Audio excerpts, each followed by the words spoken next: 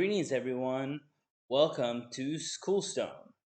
I am one of your hosts, LotusKnight, and today I am joined by JRJuggerLaw and basedinc. JR, how are you? Happy Sunday, all. Well, I'm all right. I should mention tomorrow's my birthday, so I'm not unhappy today. Oh, happy pre-birthday. Happy 30th Thank you. birthday. I know, right? I the end of my 20s is upon us. Yeah, I,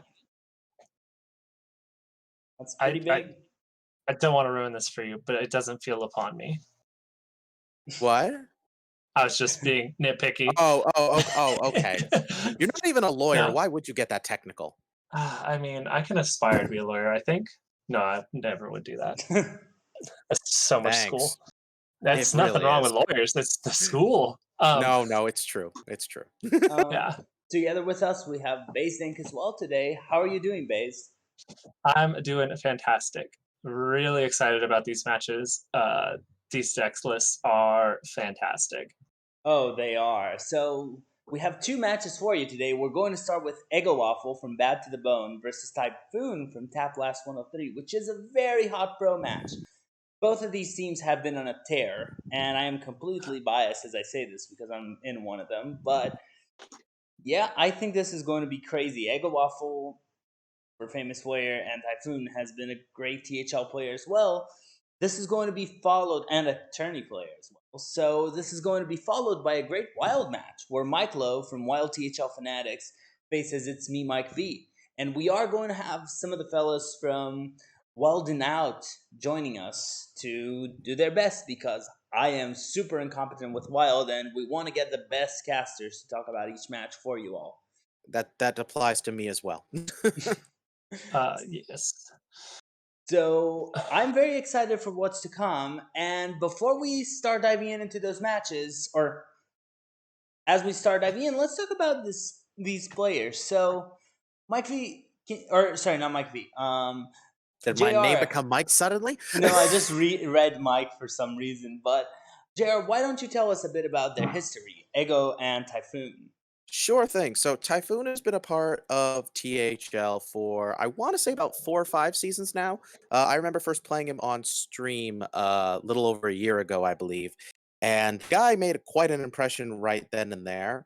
Um, I know as far as pro goes, people will recognize him as being a big part of Aeon's roster from last season, getting all the way to the finals, and then postseason, switching teams going on to tap last, which is funny because that was their semifinals opponent. As for Eggowaffle, I know he's fairly new to THL. I recognize him from last season, but as far as I can tell, he's better known for being a high legend player. Like if anybody has him as a friend, you can see he's like in number 60 on the legend ladder right now. So he's very consistent, gets top 200 finishes pretty often. And especially given how young he is, I think that's really impressive. Both of these guys, regardless of not being the most experienced players in THL, I think you can tell there's a lot of talent here, and this is going to be quite a clash of titans today, I must say. Yeah. Something to remember is they were a duo in the THL duos tourney. That is true. So this is kind of the post duos just check up moment where we see them facing each other. I think this is just a very exciting match. In terms of classes, we see the Demon Hunter, the Rogue, the Warlock, and the Warrior for Eggowaffle. And Hmm. Typhoon with the Demon Hunter, the Hunter, the Mage, and the Warrior. So, since this is pro, we can actually see their lists. So let's take a little look. I know Based had some very strong feeling about these. Yes, She did say she did. Yes. my strong feeling is that these are very fun to watch. So we saw that Ego Waffles had his Demon Hunter band away, which I was really excited to see in play because it has the Blowtorch Saboteurs, but we won't get to see that one. So let's look at the Rogue, where we have a single prep, we have double questing adventure, as well as the secret package of ambush, dirty tricks, and the minions. So you know, Ego's going for the quick questing adventure as another win condition. He's gone with the Egg Warrior, and in the Quest Warlock has cut a Soulfire, to fit in the Acidic Swamp Ooze, so he still gets to keep the double questing Explorer. So I think that those are really the variations that Eggo has gone with that are worth pointing out. And then Tyfoon. Tyfoon has a Archmage Antonidas in the Highlander Mage. I'm very excited to see how that plays out. It looks like he took out either the Rusty Raider or the Conjurer's Calling to fit this in, which, really you want both of those if you're going to bring one or the other. So he has taken out both of those and has the Archmage Antonidas. So really excited to see how that plays out. I think in slower matchups, he's looking to combine the Ancient Mysteries cheapening a secret with that to make it into a threat in the slower matchups where the secrets aren't really that useful. Right. The Hunter list is pretty standard. We do see a Grand Slam at the top end, and I don't see exactly what he cut for it. We also see very Boom excited. Pistol Bully is in there, which is an interesting tech. Yes, that's the other one. Thank you for pointing that out. Huge into, as Lotus pointed out, the Quest Warlock and as well as the Rogue. He did cut the Fate Stalker package. Yes. Interesting. So I'm a huge fan of that. I've been cutting that for most of my lists as well.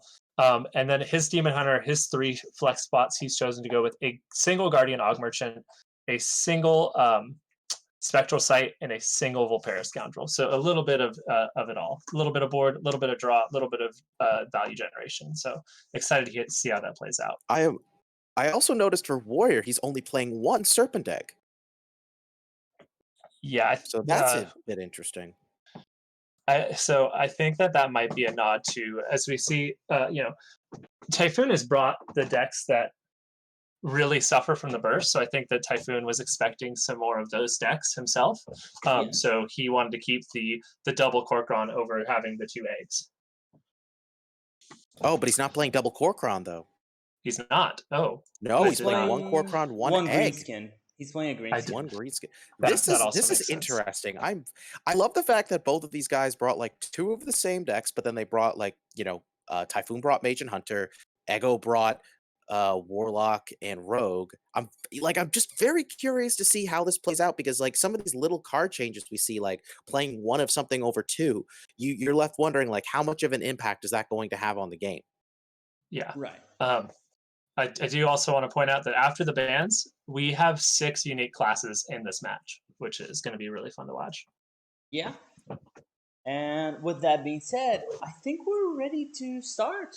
As I message the players, I want to ask you guys, what do you think are going to be the core classes? It's hard to say because we actually have completely different classes for both players, but what's going to be hard to get through for each of these players? I think for Eggo, I think it's actually going to be the Quest Warlock. Highlander Mage actually does a pretty good job at beating it up. And the Highlander Hunter as well. Demon Hunter, I think, is a pretty even matchup, and it's really going to depend on if the Demon Hunter gets a hot start or if Warlock just gets the right draw. And then for Tyfoon, I think I might want to say that the Demon Hunter is the least likely to get through. I think that with the Rogue build, a big questing adventure is really rough for a Demon Hunter. So if Eggo can just really get down on one of those, it's going to become almost impossible. But yeah, I think that looking at the list, I'm going to give Tyfoon a slight nod in the classes. I'm going to agree with Based on this one. I think Tyfoon has a slight advantage just because I think Hunter and Mage are going to match up better against it. So hold on, what did Tyfoon ban? Tyfoon banned the Demon Hunter. Demon Hunter, right. So going into especially leaving up the Warrior and knowing there's Rogue and Quest Warlock as the other decks, I feel pretty good about Hunter and Mage in this. So, yeah. I really love the Quest Warlock. I was playing it a lot yesterday, and I think I had the exact matchup of I had the Quest Warlock, Warrior, and Demon Hunter. in tourney yesterday, and there was never a mage that could beat me. I've lost 0 matches to mage, and mage just feels very weak against any of those decks. So I'm not trusting mages right now. When I see that Tyfoon brought a mage, I feel like that gives Eggo such a strong hand. So I have to think that Eggowaffle's favored. I mean, Yeah. what better? Let's just see what happens. Getting Yeah. into match. Yep, Yeah, let's see what happens. Typhoon is at the bottom. Okay. Yeah, lucky for us, the opening is the quest lock from Eggo versus the Highlander mage. So we'll see how that plays out. Yeah, we're The gonna see mage how is that. supposed to be favored, but I guess we'll see what happens. It's not. It's not. Stats Maybe wise is the what I've seen. Antonidas changes. I'm just going off of stats Oh yeah, and no, from I my believe own stats, but experiences. I think the stats for this deck are very weird, just because Questlock is a very hard deck to play. We see here that's That's not a true. great hand from Questlock to start. No, Definitely it not might what be you're later looking. on, but we'll see. Yeah, but against Mage, you have a lot of time. We are seeing that early Dragoncaster puzzle box or Dragoncaster deep freeze if he can get a dragon. Yeah, that's going to be very helpful later. Yeah. We could even see it on turn 5. Yeah, so based from your experience, how does the Warlock or the Mage win this matchup? So, like it's kind of the same where it struggles with the spell druid, where the warlock likes answering a couple large boards, but not large boards in sequence, which the mage is still pretty solid at doing if you space out things like the deep freeze, the what's it called? Hold on, I'm gonna have to go mute. Oh, no worries. I think for me, at least the way I've been playing it, typically the question is, can the Mage put a big enough board by the point where the Warlock has its OTK? And I think right now we are seeing a pretty good start for the Mage, just because we see that Dragoncaster Yogg box. That's sometimes a board on their own. But we're also seeing a quest that's going to be done really fast. For sure. This is 15 out of 20 on turn 4. Pretty good chance he gets a plot twist here. And this means the quest is done. Also, we are going to see some heal, I believe. That questing adventure possibly. also pretty major here, because getting that early really helps. So Eggo doesn't get any heal, but he does get the sense of demons if he wants to get some heal. So it's not too bad, but it's a little bit awkward just because his hand is getting so full at the moment. Right. At the same time, I don't see that much from the other side. Typhoon just has, he has removal, but in this matchup, I don't think it matters. Yeah, I don't know if I love the Dark Skies there. I know he wants to unfill his hand, but given the prominence of large minions and mage, that feels like a card you really want to hold on to. Go ahead, Base. Sorry, I situated the dog. I think that's a fine spot. You'd rather not let them curve something up. You know what I mean? Right. And the large boards that Mage is going to make might be a little bit hard to break up with a single Dark Skies. You'll probably have to use some of your larger removals, or combine it with a couple. Now, question here, because I'm curious: did Tyfoon avoid playing decide to play the Doomsayer over the Dragoncaster out of fear of a follow-up Abyssal Summoner play, or is there another reason for why he did that? I'm thinking that you don't really care about a 4/4. Yeah. And so you can deny them the Abyssal on curve and just kind of like hopefully draw the dragon so you can puzzle box as soon as possible, which Oh, he didn't have a dragon in hand, did he? No, there has not my been a mistake. dragon. Okay, I thought he did. That's okay. No, that makes a lot of sense then. Because I thought if he had the dragon, he would have played it that turn. Yeah, if there's a dragon, you either puzzle box or you deep freeze, depending on your advantage at that turn. But there's no dragon yet. And we do see that the quest is done. Eggo can now just start playing his big stuff after big stuff. And we are seeing the Abyssal here. Yeah. I think the Abyssal Summoner makes a lot of sense at this point. Yes. Yeah, I think the other thing you could consider is running out the Rain of Fire if you don't value it in the matchup anymore. It's Yeah, likely just damage with Malygos as far as the matchup's concerned, and then you could get an right. tap if you really wanted. Kind of like it for next turn because next turn you are going to start tapping. You need to tap. Yeah, yeah, you get to open up your hand a little bit more. Drop the Rain of Fire, drop the questing, Yeah, and Aego's actually just a Netherwing off of activating his Highlander cards. interesting. I had not checked that. So that means he's going to get really fast on the fast Dragon Queen on Zeph, and those are really game-ending cards. Right. It looks like Eggo's very favored for me here, especially as Tyfoon seems to be failing to draw a dragon. Yeah. I mean, he can still Blizzard to try to slow him down a bit and then follow up with Reno, but I guess that's still not so optimal. Yeah, I mean, Blizzard's best used to where they have a board and you have a board, and then you get to now spend your turn Yeah. just pushing damage with your board. Mm-hmm. In this, I think that this is also fine if you don't even want to use the Blizzard here.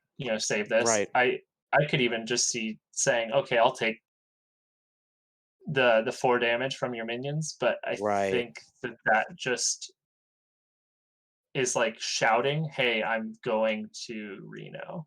Yeah, exactly. Is already a lot of an argument for Reno next turn, so I think we can expect Reno to drop down, clear this board. There's also an argument to go puzzle box. There is. Puzzle Just box because, can work. yeah, it's like at this point, I don't know if you need to. You know, Mm. uh, that is an active Oh Dragon It's wow, an Queen active Zephyr. Dragon Dragon Queen is Queen. live as a Yeah, Zephyrus. Holy crap. We are going to see a Dragon Queen here. I think Rain of Fire Dragon Queen makes a lot of sense at this I point. think it's too good yeah. not to play here, for real. Yeah, you just get 2 free dragons. And which do we see? None of the ones you're super looking for. I mean, no, I was gonna say you Murazond, but then you lose your hero power. Yeah, I Oh, don't there's think you want Zephyrus. Mirrors. Mm. No, you gain 5 armor, and then you get the very questionable hero power. That being said, you can play it to just Yogbox as Warlock. It's a free Yeah, Yogbox.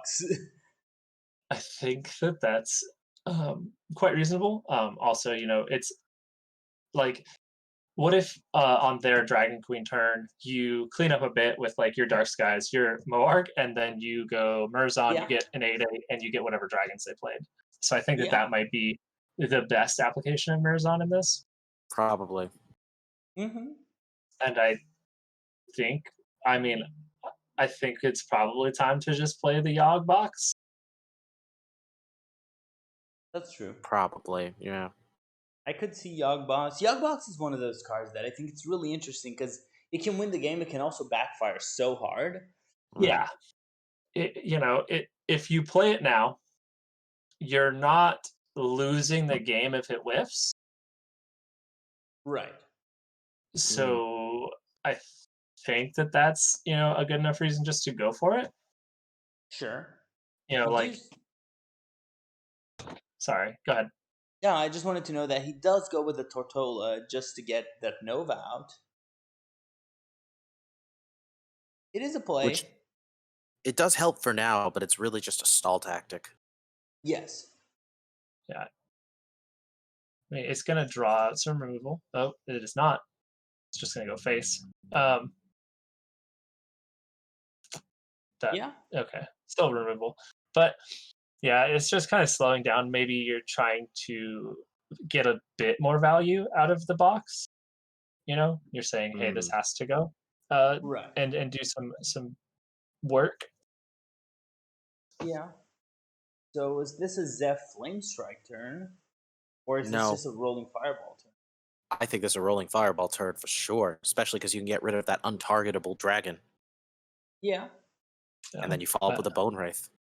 I don't mind that. That's pretty solid. I'm kind of worried that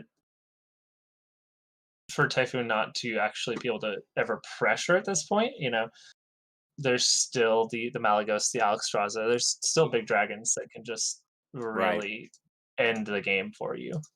It's still an OTK deck.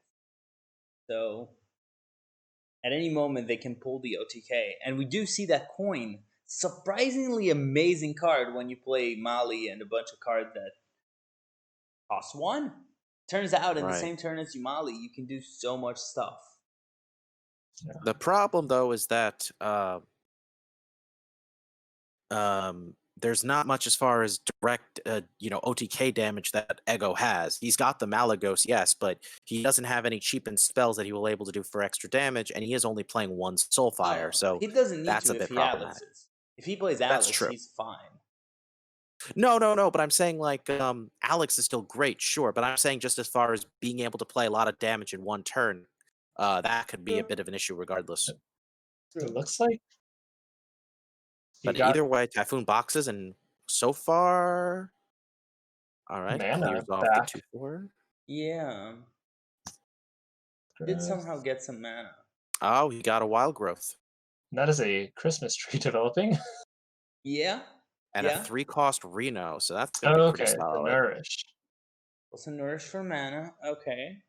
Okay, I was Wow. joking when I said Christmas tree, but now it is an official Christmas tree. Yeah. absolutely 5 is. secrets. It's Mysterious Challenger all over again. Hey, Based, you're just stating facts. Nobody can blame you for that. I was, yes. You double down on that. Zeph doesn't have a great way to destroy secrets. At the same time, you do have the chance now to just go with the Yogg box free of your own if you want to. Well, no, Yeah. can't Zeph get you Flare? Yes, I think Zeph will offer there's Flare. flare in this, but do you really want to use Zephyrs just to flare this? Yeah. Is my question. That's actually a very good question, because on one hand, you could argue, like, how impactful are the secrets going to be? But on the other hand, I'm wondering, like, is Zephyrus going to be, like, you have the Twisting Nether for hard removal. Do you need the Zephyrus for that as well? Okay. I don't think so. What you could do is, like, let's say it looks like he's thinking about going for it. Another Yeah. application you could use is you have the coin. So let's say you draw a 0 mana breath or soulfire or both. You can play Zeph at 0 mana and get a Moonfire for 6 damage with Malagos. So there's another application where it just deals damage in your combo. But choosing just to clear those up and get this guaranteed 5 damage here and develop a board, which Right. I think is quite solid. I mean, it works out. Yeah. Yeah. We're also going to see 3 mana Reno next turn, which is really good. Right. I mean, don't get me wrong. I think there was definitely an argument for holding on to the Zephyrus, but I get a feeling that the way Eggo's playing now, it's not going to be. I don't see a situation popping up where it's going to be super necessary. Yeah. There was an interesting thought about actually using the Yogg box there, which would have been a really cool idea. Don't know if correct, but a cool idea. That would be fun it would have been watch, at the for very sure. least hilarious. Yeah, we would be happy. I mean, our meme side is pretty happy with that kind of play. Meme. I think interesting to Arcane Breath before you Reno. So is he not going to Reno, just going to freeze here? So, okay, so like, let's say you pick up some damage, right? Your hand is, I believe he has a Frostbolt, so that's, Frostbolt, if you get a Fireball or something like that, you can then go Dragoncaster Zeph after setting them below 10, and it will give you a free Pyroblast. So maybe does it work that way? Does Zeph realize it? Oh. Yeah, Zeph Yes. recognizes that the next spell will cost 0. So, like, you can set up a lethal that way if you can pick up damage. So, maybe this turn becomes a little slower. You deal like I threw out a Fireball. Wait. Is it confirmed that Zeph recognizes when the next spell costs 0? Because from my understanding, it will still pick up Pyroblast if your opponent's at 10, with the thought process of you can now kill your opponent next turn with it. I think so. Choosing just to do it now. But I'm pretty sure that it'll offer it. Okay, because Um, that's the thing that's always confused me about that card. Mm-hmm.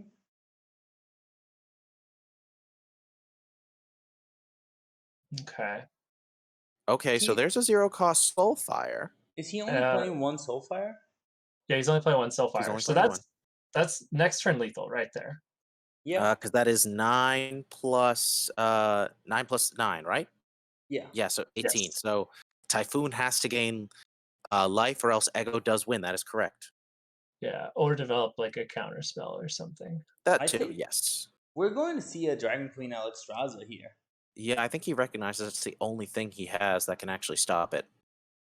Because Or actually, well, I'm trying to think. No, Zephyrus wouldn't give you any kind of heal here, right? no, Zeph is not No, really friendly here. I mean, like you're at 17, Zeph. There's no way for Zeph to recognize that your opponent is a burn deck that is Yeah. about to kill you. So I think it's the math of can I get counterspell or what can this give me? And neither of those will do it. No. And I'm sure that Eggowaffle realizes that he has lethal here. He definitely does. That was quite a fight, though, I gotta say. Yeah. That's how the match has gone for me as a Warlock every single time, where it's just with enough time you get the win against the mage and there's not much they can do. No. And Eggowaffle wins the first match. Yeah. I will say it's interesting because, like, with situations like this, you know that when you're playing against Questlocke, your thought process is going to be, I want to keep my life up as much as I can. But often you're not put in many situations where you can actively do something about that. Like in that situation, Typhoon simply couldn't do much because Zephyrus wouldn't have given him any kind of heal being at 17 life. So he probably knew something like that could happen, but it was unfortunate that there was nothing he could do. Yeah, it really to win against the Quest Warlock, you have to pressure. Yeah. They're the ultimate like sit back and I will eventually kill you deck. So if you're not the one saying answer, answer, answer, you're gonna lose. Now we have the Highlander Mage again versus the Galakrond Rogue. So this is a secret Galakrond Rogue, right? Yes. Yeah. I believe you're favored as the mage against the rogue, if I'm not mistaken, just because you can freeze them whenever they do big stuff. Yeah. Um, I agree with that. I'm curious to see how the questing adventure plays out in this. Like Yeah. there's not hard removal in mages. So an early questing adventure could really just steal the game. Like, it's your second and third end win. That's true. And we see that Pharaoh Cat on one, just really good card. Oh, Pharaoh Cat.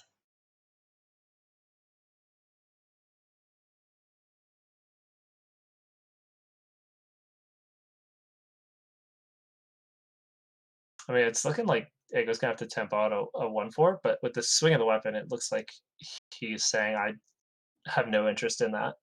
Yeah. It really looks like he's just going to the next turn. Yeah, he's just gonna weapon out. Ooh, you don't start with hard removal in your deck. You can take Polly. Polly is an interesting choice, as is Learn Draconic, because that card, it's usually awful, but a 6/6 can be really good. Yeah, I mean, with the hand, I don't. It's hard to activate the Learn Draconic. You know what I mean? Oh. So Typhoon thinks he can activate it. He doesn't have spells in hand, as Base said. And I don't super feel like this match goes the mage route for killing them early, except when they do Power of Creation turn 5 or something like that. But Oh yeah. Like if that's what you pick up and like you complete it on the next turn or so, like oh man, like the rogue is just done. Like if you build that unbreakable board turn 5 and 6, what's yeah, rogue gonna do? yeah.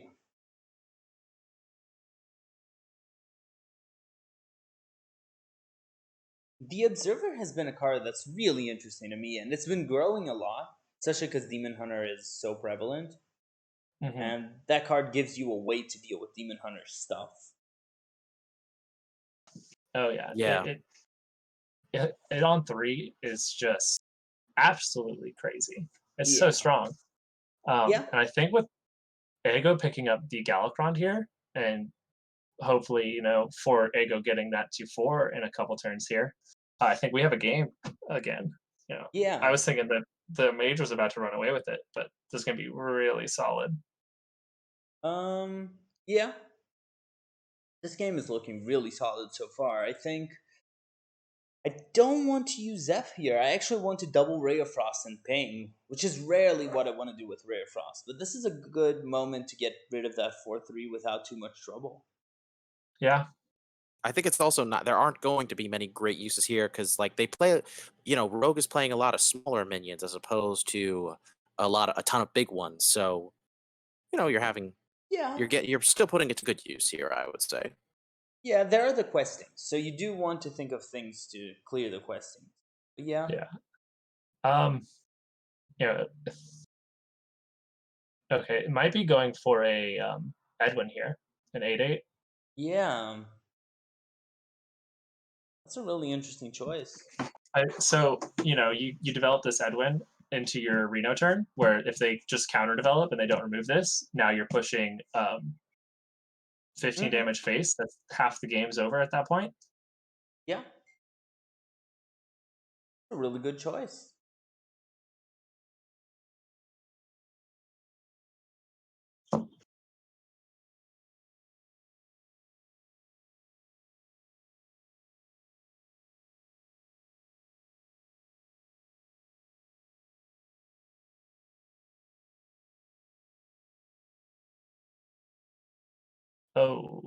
Okay, yeah, I mean, that does it.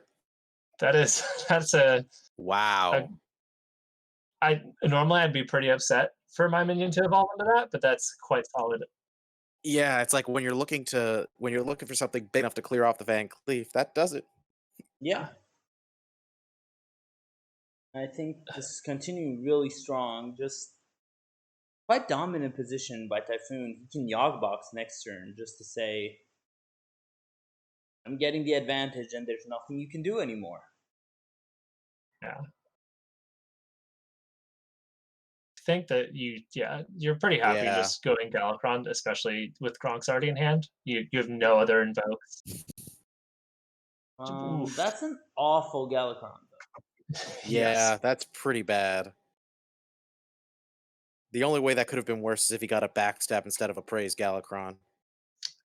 Pretty Yeah. much. He just got. It was basically a 7 mana, gain 5 armor, draw 2 cards, period. So, Yeah. not what you want. Yeah. I mean, the Kronks cleans up. Are you shadow stepping this? I think you Uh, should. I If you think you should don't, only if you don't shadow step it, then you're kind of leaving yourself with in a potentially vulnerable position, and I don't think keeping it on board makes a hell of a lot of sense right now. I, I mean, yeah.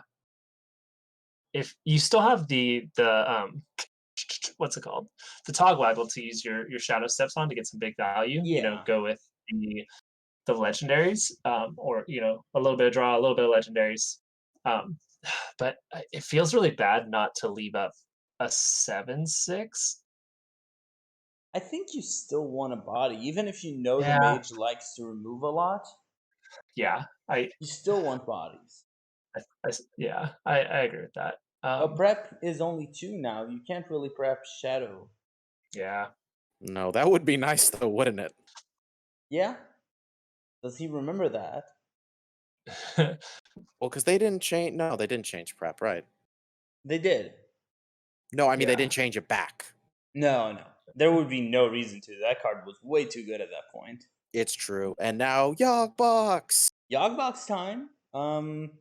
Great for the casters. That's the kind of thing we like to see.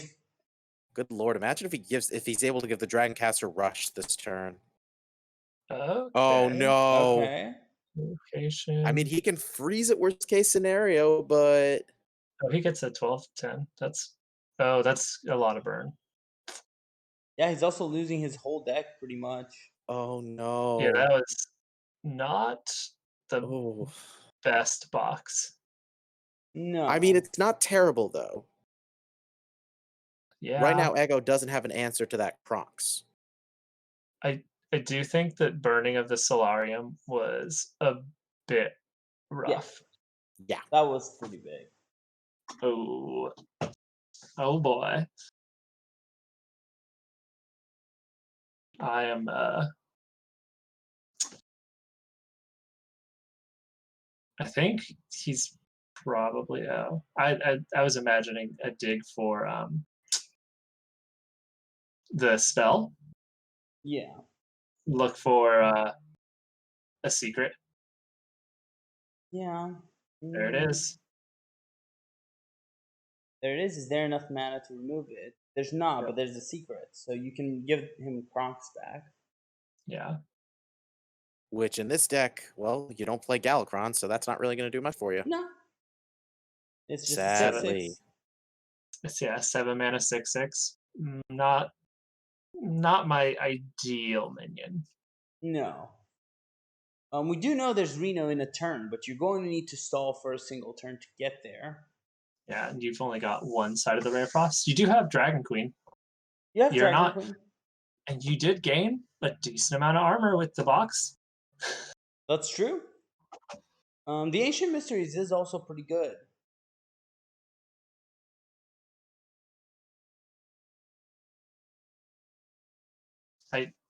Yeah. Oh, you do develop the 6/6. Yeah. But you need to stop both Kronks and the 7/7. Yeah. I mean, yeah, you have the Reno to follow it up, so maybe it's worth investing a lot Yeah. into it.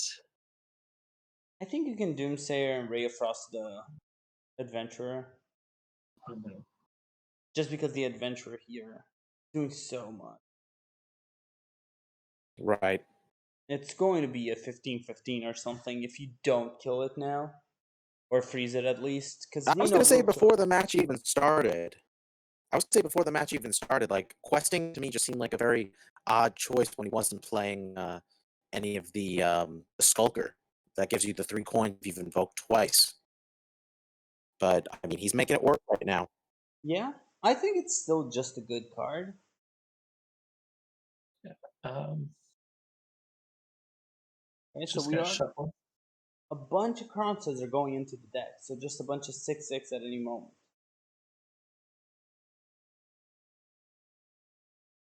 Pretty broken. Yeah. I mean, if it didn't come from one of the worst cards ever, yes. Yeah, I think that this is smart. You're just gonna develop the questing as much as you can. Probably just get a little bit of value, Yeah. um, and then uh, force them to still make a clear. Get to push 12. Right. Maybe get a lackey here. Yeah, I think you want to hit the hero power. Maybe play the spell lackey as well. Draconic lackey would be better. Or just more lackeys. I'm into this. Yeah, I always like the idea of getting lackeys. That is the second shadow step. So Ego's saying that he doesn't need Yeah. the value from shadow step. Oh, Right. wow. We are And he going to gets see a the life Reno steal. here. I Yeah. think this is just a snap Reno. Yeah. Because then he can just follow with the Dragon Queen next turn. Yeah. Yeah. The only other consideration is if you wanted to frost Kronks and then maybe somehow find a single-sided board clear and get to push 12, but seems very unlikely. Oh Oof. my god, are you kidding me right now? Yeah. That And then has an thing. ambush. Oh my god. Feels bad, don't it? Yeah. Well, he Like, still has the Dragon Queen, so that's a great way to play, but if we'll see what happens. What does he get off it? Ooh, there's an Ozari. So he does get the healing if he wants to, which I think he doesn't right now. No. Oh, that's a Um, fantastic top deck from Eggo. it's a really interesting top deck. I do like the scheme and playing it a bit slow because you can get so many Togwaggles later. Ooh, Yeah, yeah. I think you go.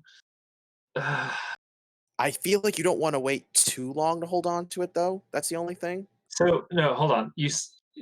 What if you go scheme? You hold on for a little bit, and then you scheme one of your shadows of your Togwaggles, so you can start drawing Oh, or not Togwaggles, Kronks later. you could Oh draw my Kronks. I god. like it. Yeah, Yes, yes. Oh my god, that is actually the best play. I I mean you like it. can do the infinite 5/5s with just drawing tons of 0 mana Togwaggles, but think that you just want to shuffle a bunch of Kronks later. No, I think that's better. Kronks is probably going to have more impact, just as far as the single card goes. Yeah. Uh, That's insane. if he hits one of the Kronks, that's not a 0. He does hit the Van Cleef, though. Does hit the Van Cleef. You love to see the Van Cleef. Yeah. If Also, the you have it. Hanar. Hanar could just Yeah. be a Christmas tree at any moment. Yeah. This has become a match with a lot of trees. How many? I believe there's one dirty. No, both dirty tricks have been played, correct? I believe so.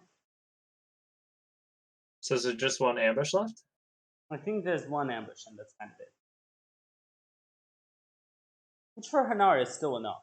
Yeah. This still feels really awkward. I think this turn you probably can Nazari Kronks and Frost Nova. Just to get the biggest board, slow them down, and Right. try and contest them. That way, you can follow up with Alex and put them back down to 15. Yeah. If you're not feeling great about any of this, but No. But this is the not a Rose, match that you're going to feel good about anytime soon. yeah, this is really starting to slip away from Tyfoon. Oh, he can now go for the Christmas tree. Yes, you can. Oh, Christmas tree. Oh, Christmas tree. We're Yeah. gonna see a lot of secrets being played this turn. Oh, yeah.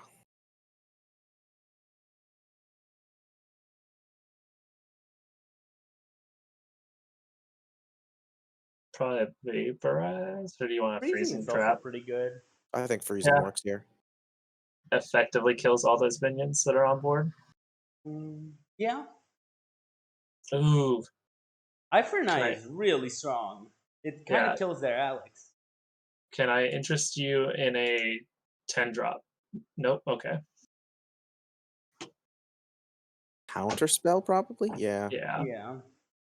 And I'm assuming you wait to play the scheme once you have, like, because there's still, what, 3 Togwaggles left in the deck? 2 Togwaggles? Sorry, There's 2 two Kronks. Kronkses left in the deck. Yeah. Right. Yes.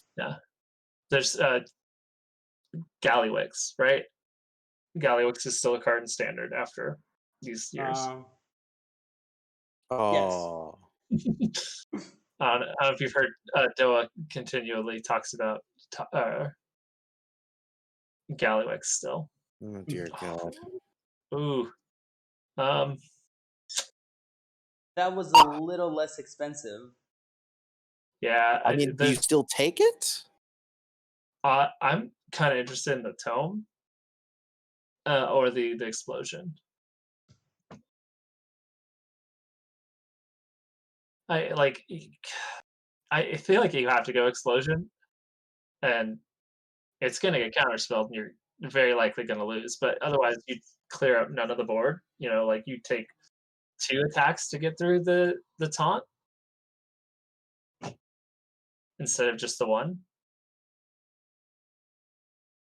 Yeah. Yeah, this is not looking great. No.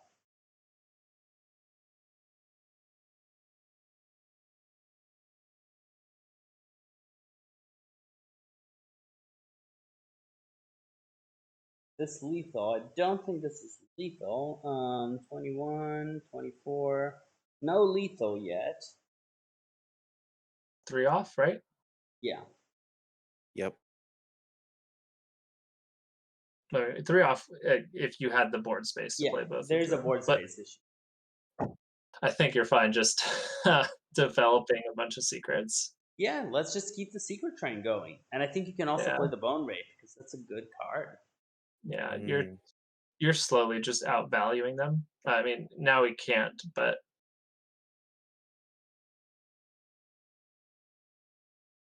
Yeah, now you put your Kronxes in the deck. yep, three Kronks is good. That's a More than third of enough. your, almost a third of your Yeah, deck is Kronks. Fourth of your deck.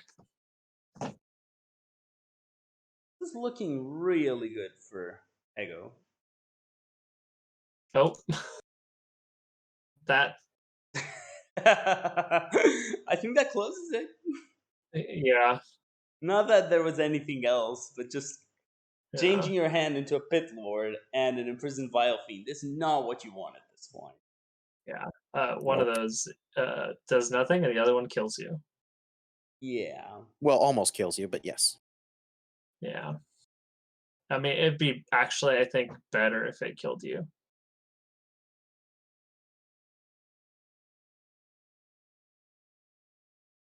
Okay, so you can play the Pit Lord, swing in with the Malagos, swing in with the Nazari to activate the Eye for an Eye, and then end the game. That's true. That's a very stylish way to lose. I have found the lethal. He does choose to concede, though, and Yeah. Eggowaffle gets a win with the Rogue. Up Yep. 2-0. And with just an Egg Warrior left, you hate to be Typhoon in that spot. I don't, even if I had favorables across the board against Egg Warrior, I don't want to see a high level player playing Egg Warrior for 3 games No, in a you row. definitely don't. It's also Egg and Rage Warrior, so it's got that extra burst with the Grow Mash. Yeah. Oh, I don't think you're going to see that deck need to play 3 times. That deck is so insane. Yeah. I feel I like mean, that deck's faster. I wouldn't say so confidently that Ego won't have trouble winning. Like I could definitely see Typhoon picking up a win or two. But with that being said, I could also, even as you said, even with these matches being favorable, when you've got a high level player playing a high level deck like this, that may end up working more in his favor than the typical viewer realizes. Yeah, and personal opinion, the Warrior's favored versus the Mage if you're playing it right. It's not Yeah. favored if you don't know what you're doing. But if you're playing it Interesting. right, the Warrior's very favored against almost anything, really. Yeah. With I with I'll be honest, I agree with you, but I also find it so bizarre from my own experiences, you know? Like I can't it's hard for me to fathom just how like Mage on paper in my opinion should be more favored, but it's not. No, Base, you had some point you yeah. wanted to make about this? So I think once everyone realized how good Gromosh is, there he is. It just like it flipped everything, and you just can't Yeah, stop the warrior because now they can actually, they used to fight so hard for board and they lived and yeah, died on the board, but now that they can go, okay, I can just snowball an early board, use things like the war maul to deal the chunk damage, and then finish the game. Like it's unstoppable, and with the coin in hand, that's that's up for a 24 from hand combo. That is rough. yes. Yeah. Yeah, and with this hand, there's not even a reason for Eggowaffle to use the coin anytime soon. So I think that we might see that coin just be held as I can deal 24 from hand eventually. Hmm.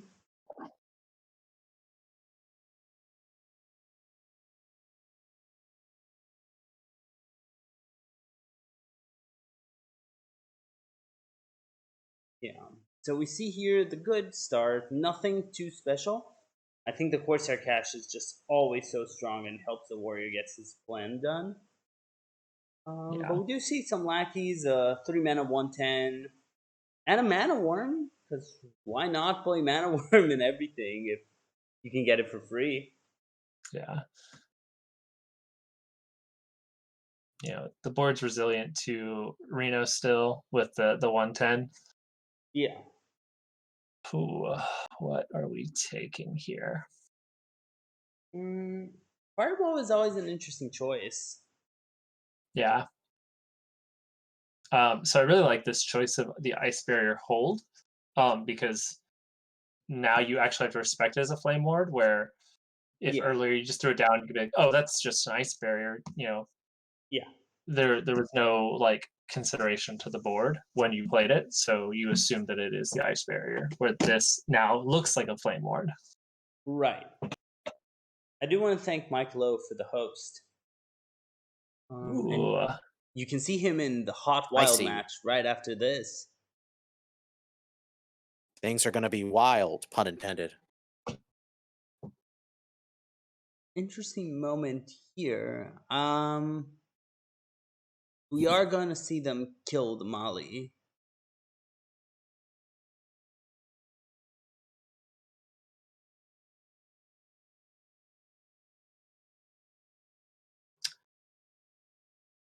I think it was. I mean, I think he wants to develop the blood boil. Yeah, that's what I figured. Yeah. And he can also play a Draconic Lackey if he wants to play something powerful for next turn. Yeah. Oh, I Ooh, think you gonna can coin. coin Oh, gonna coin out the battle the rage. Battle Rage. And he doesn't draw 3. When he could, I'm not sure why. I think he just didn't have enough time to think his whole play. Yeah, I think that was the rope burning and counting the hand and going, okay, I have how many did he have? He had 7 in hand, so he's like, oh, if I draw 3, that's 10. That's the thought, but in that rush of getting everything out, you forget that you will lose a card by playing the battle rage, make more room. Oh, wow. Yeah. So this time you know that it is the flame ward. Yeah. Yeah. Okay. Okay, so there's going to be a big mana worm hitting face, I think. Yes. Pushing even the weapon. Yes. Okay. Yeah. Yeah, like you just have a huge board. The observers one turn off. Yeah. Uh, Reno doesn't do that much right now. no. But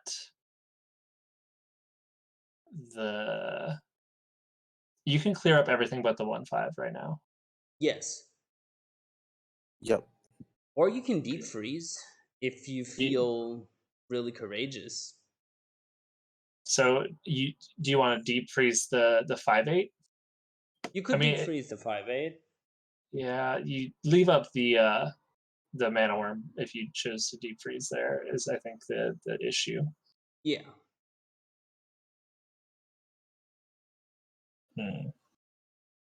Okay. We're going to see some bombs. Yeah. I think I kind of like not. I mean, you're gonna lose a bunch of this board to the Prison Observer. I was wondering if you ever like leave it at 2 health so it's not pingable. That way. Yeah. I mean, yeah. Okay, so it will be a. Never mind. That way you set up so if they don't answer this, you have the Gromosh with the Enrage activator already on, and so you're just play Gromosh on 8, deal 10. But I don't think you could have set it up. No, I don't think that was a good way to set that up. You do have the Grom with the Skipper next turn. It's just a matter of he can clear this board. You need one more turn before you go with your combo, which is the turn the Mage can Alex. Yeah. Okay. So can you draw an Inner Fire? In a rage. Or an Inner Rage? Not quite. Not quite. But that 5/3 dragon is really interesting because that means lethal if he plays Alex. And kills the Observer. Yeah. I think you probably want the untargetable. Yeah, but I think you play the Evasive Worm. Yeah. I would actually say take the Skystalker because just because even though the Fey Wing is not removal, protected from removal, I think Ego knows that Typhoon won't be able to clear that easily Yeah, I think you're right. because of the death rattle. So Sure, that does make sense. And without the 4-2 in the way, question is he going to Alex? Alex in his own face means he's dead. he is exactly dead. Yes. I think the only out is Power of Creation right now. Yeah, I You, mean we know Yeah. that's the case. None of the others work. yeah, and I mean, I think there's an argument that Alex is the highest percent. So you've seen one card get held for a really long time, and then three other cards in hand that are not generated. So you're dead to the combo. You're dead to Gromash, Yeah, and an activator. So are you? Because you're not guaranteed with Power of Creation, and at least Alex both puts you back up, puts the threat on board, and I think you do expect the combo though, right? yeah. They've drawn so much. You could also just Nova, but Nova doesn't work. We Yeah. know that. You're Nova for the Reno next turn. And we know it doesn't matter.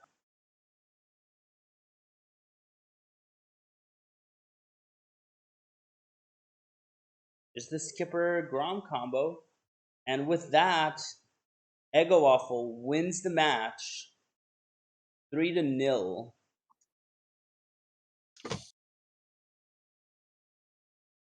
That's quite a big result. Yeah. I genuinely thought this was going to be closer. Yeah, so did I. I mean, I can't complain. I'm in Eggo's team, so LotusKnight bias confirmed. Kick him off of Schoolstone. I'll leave after this match. You and Checking I for both. a But I would say post-match interview. that last turn though was pretty unfortunate because clearly you could tell that like Typhoon had a very rough hand as far as dealing with that situation, and he was just he was just put into a he had the Alex, he had the deep freeze, and he had the power of creation. That was the only thing that could do something about it. I think he hoped that freezing the board would be the best route because he knew, hey, that they probably don't have much damage. But I think the problem there is, you're kind of dead to the same result, the same type of answer, whether you freeze or play it. Yeah, Like he kind of had to. I think he was hoping, like, oh, if I freeze, I'll reduce the damage. But the problem was, um, if he needed to like play Power of Creation to really put up like a taunt to really like reduce it, to really reduce the likelihood of him being able to put in direct damage. And I mean, maybe that right. seemed unlikely, but I guess it's hard to think at the moment. I'm overcomplicating it, but I do understand that that's a tough situation to navigate, regardless. Yeah. I'm adding Eggowaffle right now. I think there was just a very small chance that he could ever get out of that scenario. So that was basically as good as it got. But with that, Hello? congratulations, Eggowaffle, on winning today's match. Yeah. How did it feel? Felt pretty good. Yeah. Solid. Did you I'm very. expect it? Oh no, go ahead. Did you expect to be favored? How did you feel before the match? I felt favored. But yeah, Mage really is kind of an iffy bring right now. I mean, stats say it's favored against Quest Warlock, but I feel Quest Warlock is Yeah, I favored know. if you can get early removal. Right. Same with versus Hunter Demon Hunter. So it's like, even though if you look on paper, Quest Warlock seems like the worst deck in the lineup, I mean, having played like 300 games of it, I'm favored against Demon Hunter like 55%, 52% against Highlander. Right. And it's pretty 50-50 against Mage, but yeah, I felt pretty good going into the match. Nice. Yeah, I We were think I'll be honest. Looking on paper, it looked like the Hunter and the Mage might have given you some trouble, but maybe it was just due to expert piloting on your part. But you definitely didn't seem to have any major difficulties in any of those games. Yeah, it was really the main things that I was looking at like differently is in the Mage game, whether to double Abyssal. I pretty much knew he had a read. He had Reno when he played for. He just froze my Abyssals for 2 turns. But so I dumped the Broodmother. But yeah, I gave up tapping there because I had a big tempo hand, and if I drew um, a duplicate, I think it was duplicate Dark Skies or Mortal Coil, whatever, and then I get to dump an Alex. And then the other thing was whether I play Murazan to get a puzzle box, but Yeah. I didn't really want to like go into fatigue. Right. It sounds like that match, at least in my experience, the Warlock really tries to assemble the combo, and if you can hit any of the places, just win very well. Yeah, it's really on the it's really Mage's burden to like pressure early. So push for early power of creations and hope I don't have like Artificer Dark Skies, Dragon Queen on 9. But it's really hard to do that when I'm playing 2 Abyssal Summoners. But yeah. Yeah, that card seems very good, especially when you have it early on and can just put up big threats against a deck that, generally doesn't really have much as far as answers go until the later game. Yep.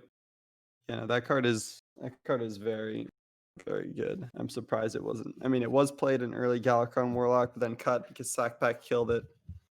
But yeah, no, I think this list is pretty optimal. This build is pretty optimal right now. Right. Yeah. I think an interesting thing for me was to see the Rogue, because I've seen Rogue numbers kind of dwindle the last few weeks, and the Rogue performed really well today. I know. I really like the questing version of Rogue. It's really, really solid. Yeah. And it's definitely, I think it's a good 4th deck because it's the questings make it favored against Druid and Rogue. It gives you 2 extra big threats besides an Edwin. Right. You can just yeah. win out of nowhere with your questings. Yep. Yeah. Well, Well, I'm curious also with the road deck. What was the thought process behind putting in the questings, but not really having much as far as like besides the prep and the shadow steps to really combo with it? Because I know most builds that seem to be playing that card, my own included, were playing at least 1 to 2 of the Skulker for the extra coins to really increase the likelihood of making it big the first turn you play it. Yeah, I think the Skulkers, while good with questings, they're not good cards on their own if you don't have the questings. I mean, it's okay, but it's just really low tempo against decks like Demon Hunter because I'm obviously not banning Demon Hunter, so I don't want to hurt myself in those matchups. You already have a bunch of low cost stuff. You're really not going for. I mean, even with Skulker, when you play, you're playing on turn 4. Maybe you can like pop off on turn 5.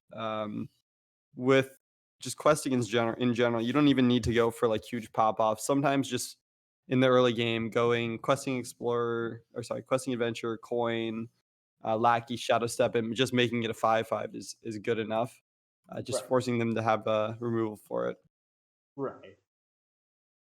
If I actually submitted it, I submitted a list, and then the day after I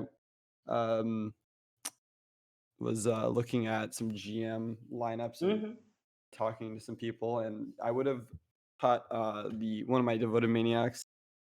I forgot what the other Devoted Maniac and Prep, and put 2 Spy Mistresses in because those are really good cards against Hunter. It makes the I was talking with Blazers. It makes the matchup against Hunter go from Rogue against Hunter go from like 42% to like 60, like 58% ish. Interesting. Just because your Spy Mistress answers all their early threats and trades up. That's true. And they can't deal with it. And then they have Felmaw, and then Felmaw can't. Then they can't kill the 3/1, so then Felmaw has a 50/50 to hit in. Right.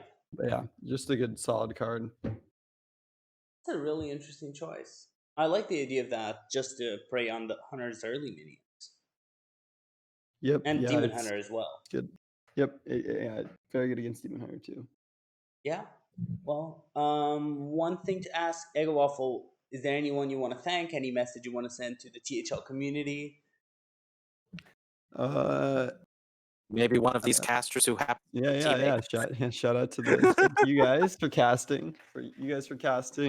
Everyone for running the league. Series. And yeah. Yeah. Well, And all the shout out to the friendly small streamers. Watch small streamers, guys. Support them. yeah, that is true. You've been streaming a lot, right? Yep. Yeah. So If you if guys want, everyone here, you can watch me too. But yeah, yeah, I was gonna say, like, twitch.tv/Eggowaffle. I've seen you stream, and I've seen you on I forget if it was Trollden or a different Yeah, I was on video Trollden clip. recently. yeah, I was you gonna were say, on Trollden. yeah, you because of the the plot twist Nazurmu. thing, right? Yeah, Nazurmu plot twist. Oh, Oh yeah. God, Yep. I think we all felt for you on that clip. Yeah, fortunately, yeah, still won, but no, yeah, that it's happened multiple times over the past week, so hopefully it's fixed before Right. the master store. So, cool. Well, I'll thank Eggowaffle one last time. And I think we're now headed to our wild match. So We are. JR and I are going to step out. And Baze We is going are. to be joined by a few special wildcasters that Who are know coming way from more the about wild this than we do. Yes. We'll all. Oh, No, go go ahead. ahead. Sorry. I No, finish what you were gonna say, then I'll get to my point. I still think that Mage Quest refer to getting a bunch of 2 mana discounts on your spells that you randomly find. So I think it's better for someone who knows the other Mage Quest to talk about this. Yes. So we don't have any confirmation from ItsMeMikeV. So we're reaching out right now. I talked to MikeLowe, who said he's up to just play on stream, so we might be able to just watch him on ladder. Yeah. But we are trying to get a hold of ItsMeMikeV to get this going. The only thing I Okay. will say is we were trying to make this match happen for these guys in Legacy a few weeks back, and that did not happen. So I'm very glad we're at least managing to get this to happen for Wild. MikeLowe ended up winning that match 3-2. So Ooh. so I'm curious to see if Mike V is how determined he is to get his revenge. I told Mike yesterday I avenged him by beating MikeLowe in Legacy. So I'm sure he's still interested to get his own revenge, though. Yeah. Yeah. Yeah. I'm gonna go ahead and add NHL and JFan1 to the call. Yeah. Because we have NHL and it sounds like Dr. Bomb coming in a little bit late. Hopefully we'll get It's Me Mike V on here pretty soon. All right. Good stuff. Good stuff. Cool. Well, I will be here in case you guys need me just OPing, but I will other be than stepping that, out. yeah, we'll see you guys later. Yeah, and I will see you guys next time for Schoolstone. Sounds good. All right. Best of luck to you guys. Thank you. Welcome, NHL NJ Fan 1. How are you doing today? I'm good. How are you guys? Doing pretty great. Good. Have you had a chance to look at the lineups from It's Me Mike V and MikeLowe? Otherwise, I'm ready to go over them, and we can get your takes. Take a look right now, actually. Yeah, that way you can get a look at the actual list. So from MikeLowe, we've got the Odd Demon Hunter, the looks like J Druid, Quest Mage, the good Quest Mage, not the terrible discount by 2 Quest Mage. And we have the Reno Priest with a Skulking Geist as a nod to the J Druid if someone wants to bring it on the other side. It's Me, Mike V has gone with Secret Mage, Odd Demon Hunter, a Bomb Warrior, which I think is quite interesting bring, and a Malygos Druid. Well, I spoke to Mike about his or Mike V, I should clarify, about his lineup a bit, and he did say he was going to have some fun with Malygos Druid this week. He wanted to bring 2 like established decks, and then he decided to go with Mally Druid for fun, and Bomb Warrior is an off-meta pick. Now, this Bomb Warrior list I'm looking at in particular, looks very similar to the one I piloted to Legend and Wild with this month, actually. The only difference is he's running Battle Rages over something I ran, this actually looks like the same list. So I do know that Bomb Warrior is very capable, but it does have very specific matchups that you want to run into it. And we see MikeLowe has J Druid, and Druid is one of those things that Warrior does not want to see. Yeah, that's a lot of armor, a lot of shuffling it's going to do on its own. But yeah, I really like that look of that Bomb Warrior. It's got so much draw, and it's got quite a few cheap threats you can play alongside of your whirlwind effects with the Blood Boil Brutes, and then you got ways to burst with what's the word? It's gone for a couple of months, and magnetic. You know, you got Snip Snap, you got the Ziliax. You have ways to get a little extra damage. Yeah, this list has been being run since late last month in High Legend. A few players have had success with it, but it is very much like a very niche deck in that it wants certain matchups only. And right now, the meta is very favorable with very little Warlock and very little Druid on ladder. So it'll be interesting to see how it does here. He does have two pretty good matchups in Demon Hunter and Priest. Play it. Yeah, I think that the priest is really what you're looking to line up with. So, looking at these lists, you know, I think that the Demon Hunter versus Priest can go either way. I think if you put in Boom Pistol Bully, you have a better shot. You know, like at some point you could just say, I don't care about your Lotheb. I'd rather prevent the Reno from saving you. The thing about that is that Reno doesn't really work when you have bombs in your deck. Yeah, also that. Yeah, that's what I'm saying. It's like maybe this is a targeting the quest or the mate or the priest a little bit. You know what I mean? Yeah, it's exactly just a target towards aggro and Reno decks.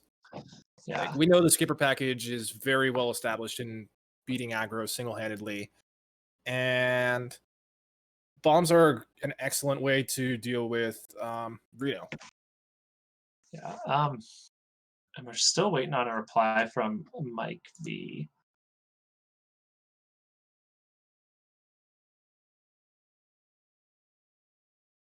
Yeah,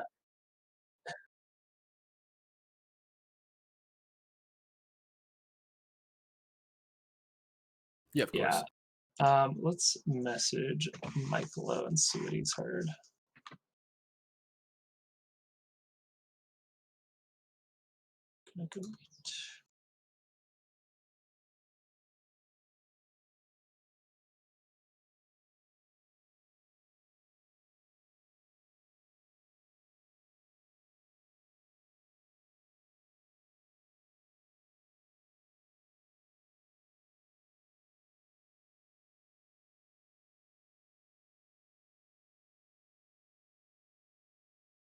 Perfect.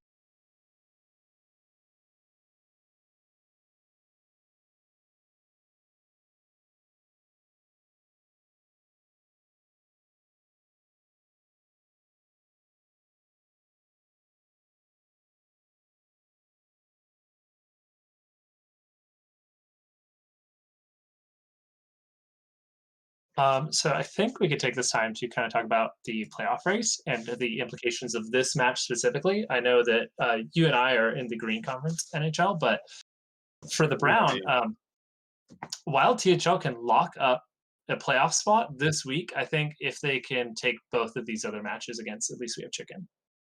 I believe so. Yeah, the Brown Conference is a little bit more spread out. Where in the Green we have 4 Second teams. through fifth. Yeah, just bunched up right there. With Hattleship's the only one to lock. The rest of us are going to fight out to find out which one of us doesn't make it. But At Least We Have Chicken also in a position where they have to win this week, I think, to really have a solid shot. You know, Wake It to Hell put up a solid showing against Gonna Be Rich and, you know, moved up to 40 or 58 points. You know, so that's a pretty solid separation right now between 4th and 5th. So Yeah, I have to say, like, if At Least We Have Chicken doesn't sweep this entire match, I don't see them having the momentum to make the playoffs. They're sitting at 39 points right now, +4 from their first game in this match between Electric Sheep City and Raw Mexico. Raw Mexico took that 3-2, and I think they need the full 15 points here. Yeah. Oh, I 100% agree. Yeah, Detroit versus everybody also with a full sweep going into the last week. So they've really stepped it up. They were only 2 points back coming into this week from At Least We Have Chicken. So Detroit versus everybody also in a position to make playoffs. So it could come down to a 5-team race there, or even just a 4-team race for 2 spots. Or it's either going to be a 3-team race for the 2 spots, or another 4-team race for the final 3 spots. It's going to be incredibly close. Yeah, and, it always seems to kind of shake out this way.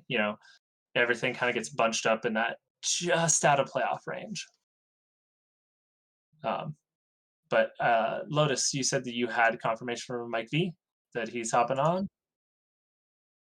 Okay. I see him online. Let's see if we got bans in, so we can just get a rolling as quick as possible. We're still waiting on Mike V's ban.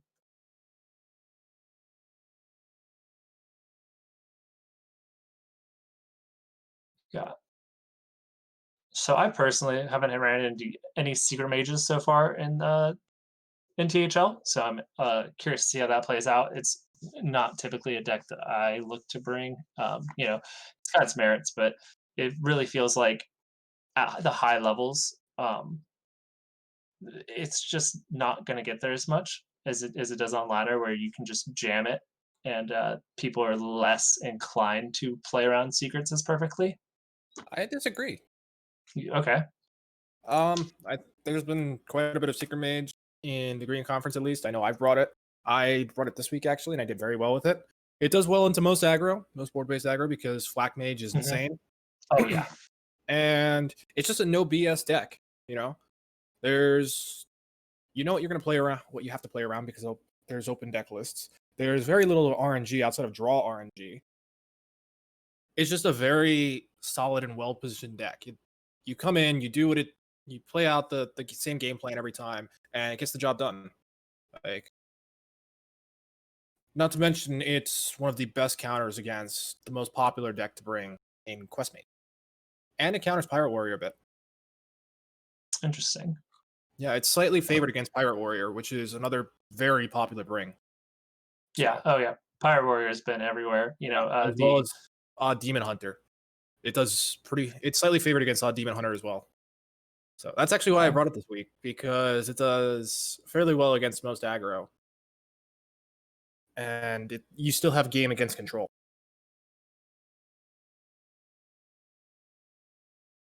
Did you get MikeLowe's BattleNet, by the way? I did. Okay, good. Just waiting on a little bit longer for a ban, and hopefully we will just hop right into the match. Yeah.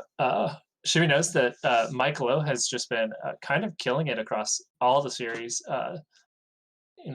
Really doing well. I think this is his first season in THL, if I'm correct. Yeah, he was doing really well against JR. They had a few matches this week together. So I think we played each other. Nice. Okay. Yeah, the mage ban comes to no surprise. So what did MikeLowe ban? So Mike V, bringing this aggressive strategy, as well as the Malagos Priest, is banning away the Quest Warlock, or the Quest Mage. Mixing outliers. There are strategies where people will leave Quest Mage up, and there is some merit for Mike V doing that, considering his lineup, in which Secret Mage and Demon Hunter kind of stop the deck. But it's just so easy for that deck to scam too. So getting it out of the way, there's no one that's going to say that's the wrong move. Yeah, it really feels like the warrior of, for most of us watch standard probably more, and like it's that warrior deck where it can beat anything. You know, you can have favorites, but Quest Mage just can beat anything. Doesn't matter. You're never guaranteed the win.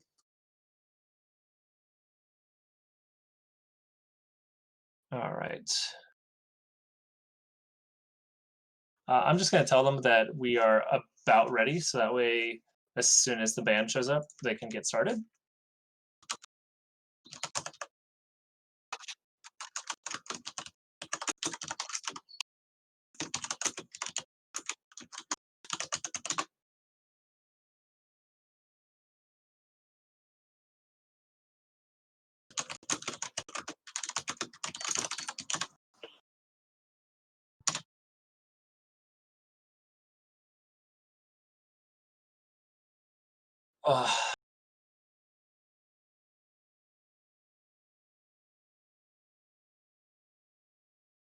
Uh, so I do want to give a big shout out to the Wilds show. Happens tomorrow, the last regular season one. You can catch both NHL and It's Me, Mike V. And they may have a guest, yes or no, for tomorrow. I don't believe we have one lined up yet, but Okay. it's going to be me, NHL fan, one, It's Me, Mike V, and Memnarch, all casting together tomorrow. And you can catch us, see what we've been playing, decks we're featuring, and just get recaps and predictions for the next week. Okay. We have both bands in. There are no mages showing up today. Hey, that seems And no with surprise. that, I think we're good to just get started.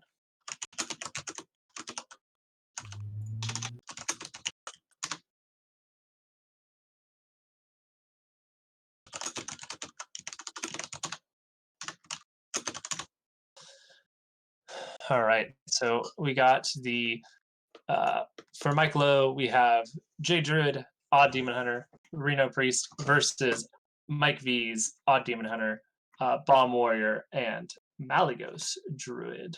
Which I do have to say, Malygos Druid is one of my all-time favorite decks. So I'm very excited to see how that plays out. It's a pretty greedy build with Sathravar, but Yes. damage output is insane. Yeah, could even cut through a Jade Druid who's really put on the armor. What do you think of no Barnes in the deck? You don't want Barnes in any sort of combo druid right now. Interesting. Okay. Barnes at 5 mana is too slow.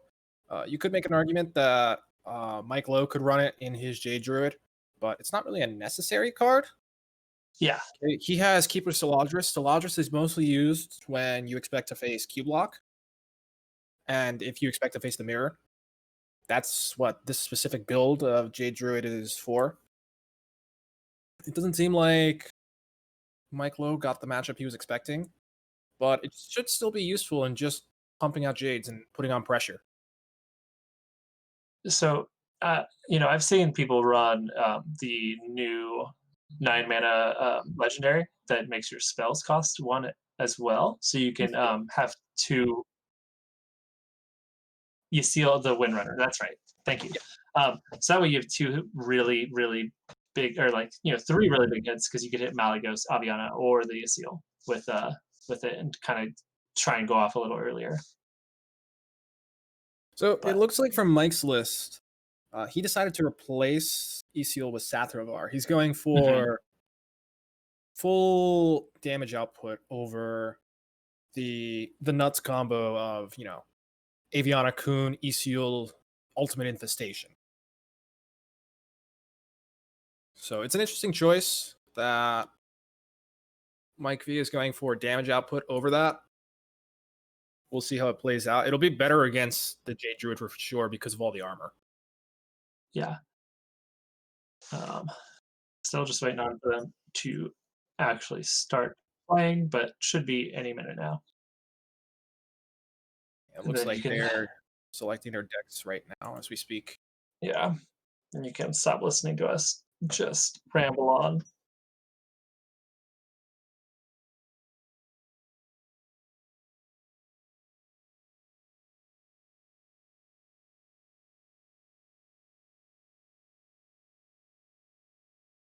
All right.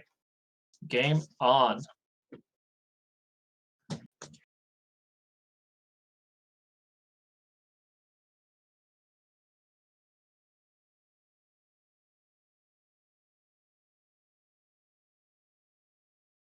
It looks like first up we have ItsMeMikeV using Demon Hunter against MikeLowe's J Druid.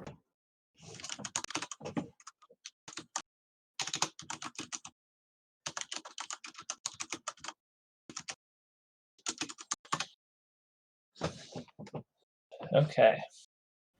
Both look like they're going to have very good starts. MikeLowe has plenty of ramp in his starting hand, and Mike V is looking at having a nice curve with the first lowly squire on 1. Yeah.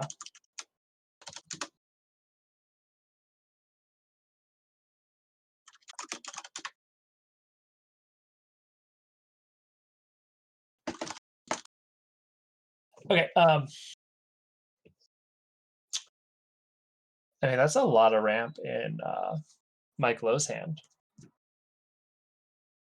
Yeah, Looks it's like interesting to he's- see he tossed the UI with that, Yeah. but he did get Fungal Fortunes, which is going to help a ton. Yeah, I think that you got an Just- answer for the first minion. Just looking at this hand, it looks like MikeLowe is going to have an advantage here. Yeah, that's quite a solid ramp and draw combo there.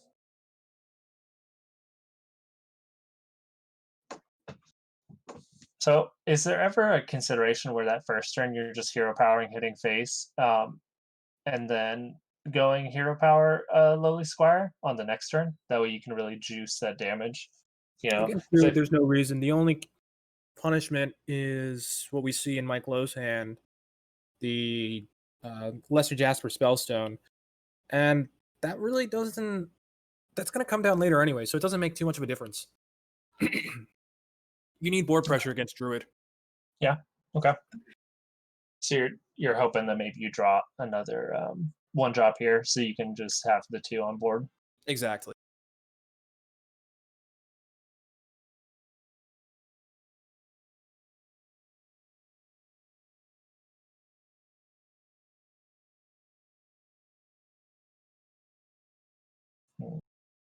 Is this a coin Jade Blossom turn? Or are you just looking to keep going a little bit slower, maybe Fungal Fortunes? Tough to say. I was surprised to see MikeLowe go for the Jade Idol, knowing that it was going to get removed immediately. Yeah. I would have feel like expected the Lesser Jasper Spellstone would have been dropped there, and then he could have done something else here. yeah. I think that this kind of sets up for you having the 2/2 off the Jade Blossom, because you can go Jade Blossom into the Overgrowth. It's kind of what I'm looking at as your curve. Just get up the mana and then answer their board. But The hope here would be that Mike V's turn would be awkward since he can't drop Satyr Overseer, but as we see, he has Eldrachi Warblade, so it makes no difference whatsoever. yeah.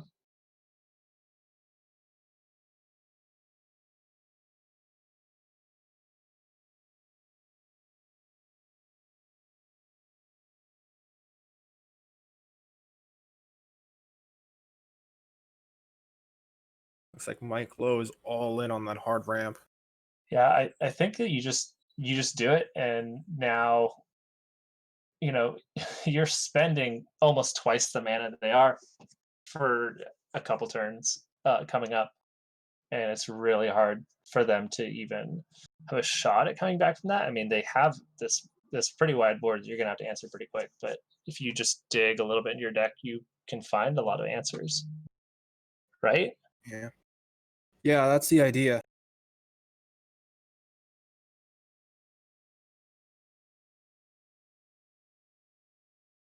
MikeLowe choosing to forego the Crimson Sigil on a draw.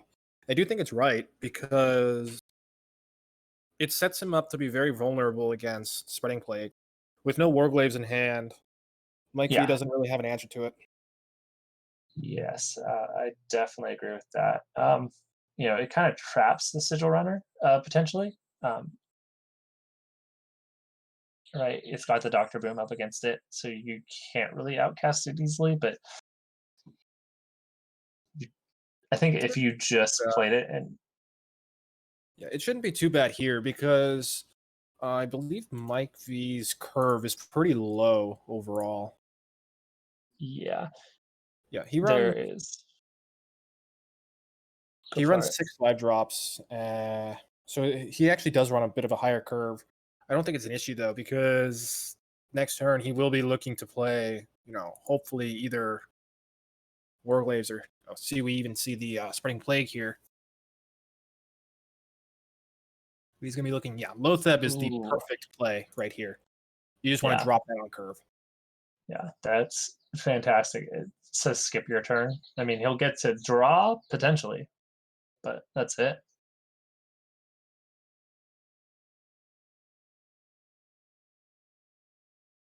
Demon Hunter is just looking to curve out at this point. Yeah, and I think that the best hit you can get off the top right now is Kael'thas. So you can go Fungal Fortunes, and then next turn really, really go off with that Kael'thas, hopefully. But the Fungal Fortunes will never get you the Kael'thas, so it's kind of an awkward draw. Awkward to try and draw here. What else is MikeLowe considering? MikeLowe is probably Or sorry, Mike oh, V. Mike V decides to use his eye beams instead. Looks like he's thinking that he should just clear the board a bit and hold Lotheb for preventing a big UI turn or another plague.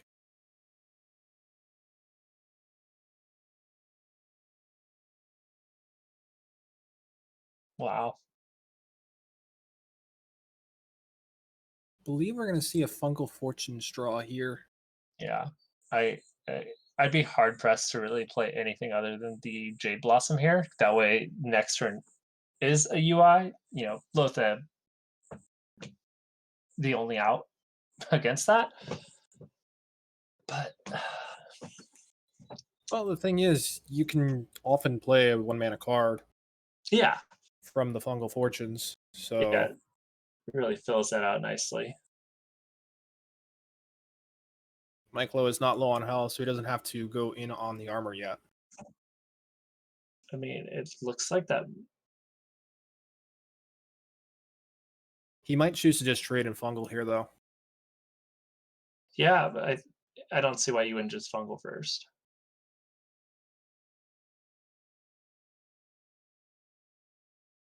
Looks like he's going for the armor now. Really all in on that UI. Yeah, if you don't get to UI, ooh.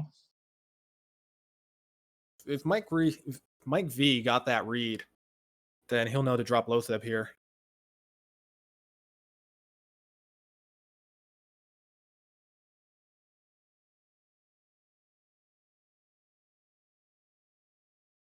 Looks like he didn't predict the UI, so he's gonna get punished Yeah, for it. I do think that just having he chose not to draw because the rest of his hand is draw. He chose just to spend that turn a little slower and armor up. And it did kind of give the opening for a Lotheb to really mess up the turn planning, but Yeah. I think you might have the read that the Lotheb is not in hand because it didn't come down right after your Spreading Plague.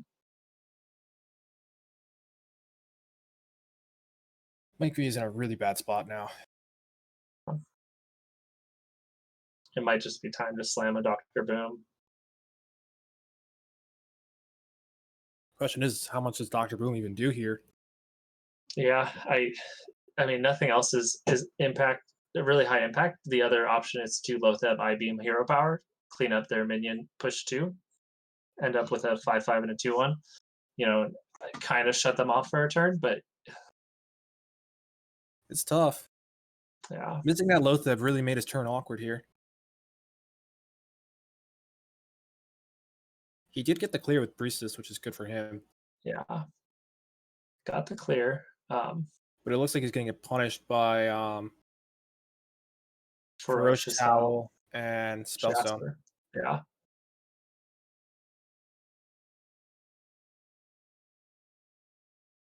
I mean, you can even start that off with a Fungal Fortunes and see what else you pick up.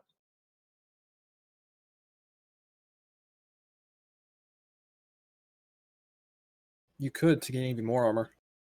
Yeah, there's only one card you can mill at this point is just Kael'thas, which you're a little bummed, but I think with the mana and health advantage you have right now, you're not dependent on Kael'thas anymore. You can Correct. just win by just slowly controlling the board. Demon Hunter can't explode with any draw. MikeLowe is in a very good spot right now. He chooses to not armor up, Yeah. which is a bit unusual to me. I don't know what he's going for here instead. Yeah. Tanking 6 seems a bit suspicious to me. Yeah, I don't. Is there any reason not to play the Ferocious Hell there? I mean, Like, if you really want to greed the armor, sure, but I don't see a reason to greed the armor. He could have even played Fungal Fortunes. Milling Yeah. Kael'thas is not going to make a difference in this matchup. Yeah, Can't say I'm too happy with that turn. I think at this point you don't care. There's an argument where if you're a little bit further behind, you can't afford to mill Kael'thas, so you have to have that big explosive turn. But I think at this point you're fine just milling Kael'thas. Like, I'd rather have more cards in my hand, more potential answers. I don't need Kael'thas to win anymore, right? I agree. So very strange to me. Yeah. Mike V going with the most stats on the board, which Mm-hmm. like a fine play here. Yeah. There's not much else he can do with his hand right now.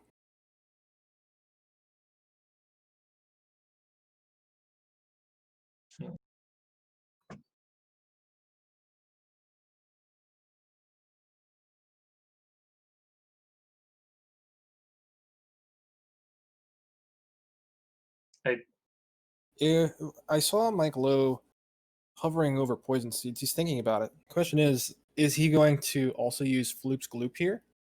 If he does, then he can also play Malfurion the Pestilent and clean up board a bit more. Yeah, I like that, actually. If you go Floop's Gloop, Poison Seeds, you get back 3 mana, so you've spent 5, you're at 8 again, and now you can just Malfurion. I do think that just armor up, draw a card, play Malfurion is also fine. I think it's unusual that he waited a turn to play Ferocious Howl, though. Was that one armor really that important? Yeah. I mean, you effectively lost 5 health, right? Right. Potentially even more, because, yeah, no, that's it. You just lost the 5. Well, had he used Ferocious Howl the turn before, he wouldn't have had to tank 6 to 5, yeah. Yeah, I think So it would have been saving 4 because he drew an extra card and therefore gained 1 extra armor.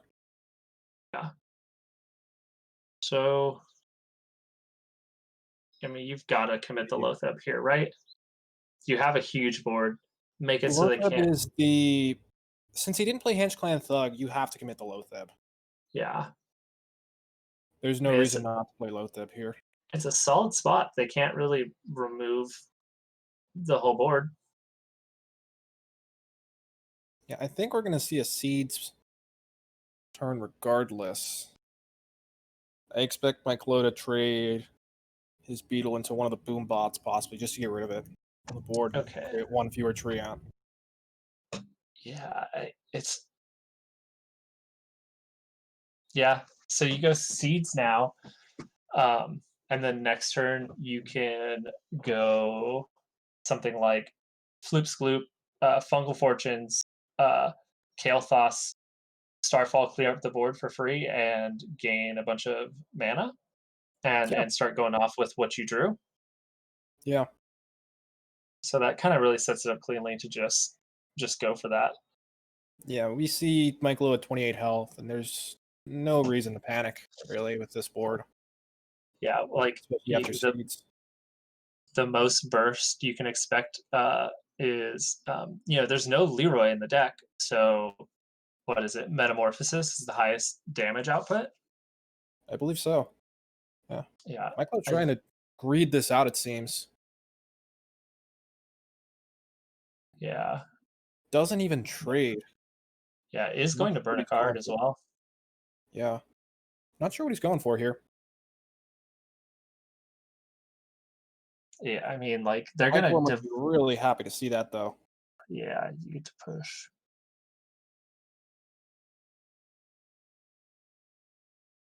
Yeah, so you can afford to be greedy. Like we said, there's not that much burst. He's not dead to any draw, but now you're dead to combinations of draw, right? Right.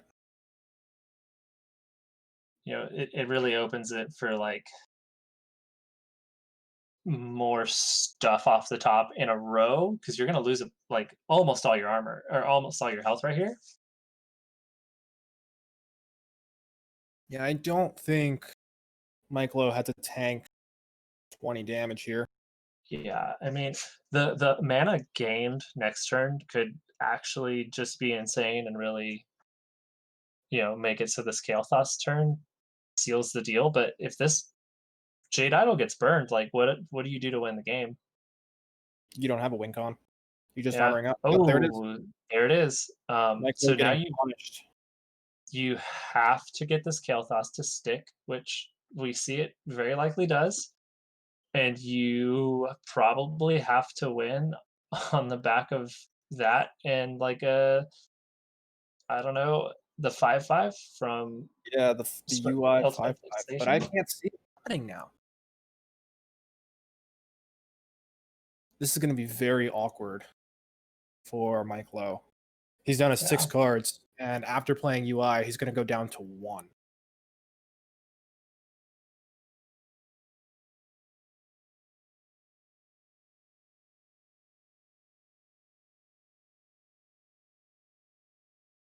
I don't even think he can play UI this turn.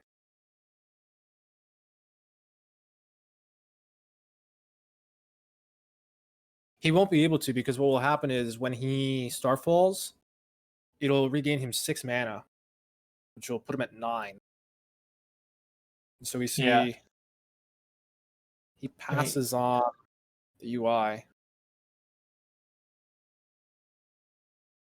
Really not a fan of this ordering.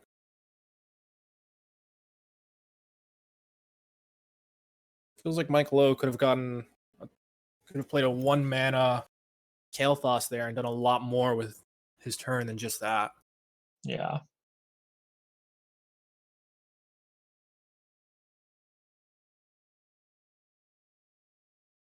And now you can just clear this. Looks like You don't really mind it. Yeah. I mean, there's nothing else. That's true. So And you still have the other branching paths, right? this tree. You do. So in deck. So maybe that's how you angle to win now is you develop a huge spreading plate, buff it, and then just go to town.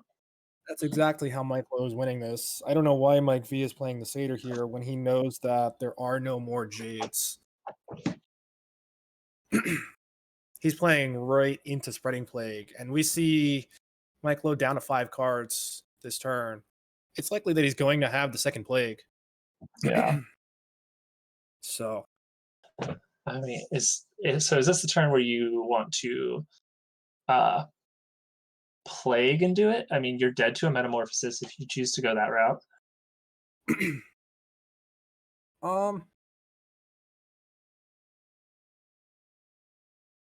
if it were me, I would draw first, see what I get.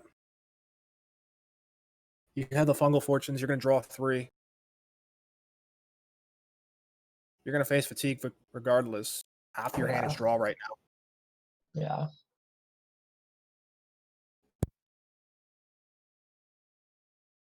Yeah, I think that if you burn any other card than the Jade Idol, like this match is really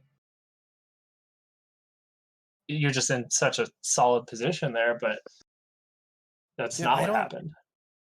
I don't know. I'm not too happy with the way both of these players have played this match, in my opinion. Just personally speaking. Okay.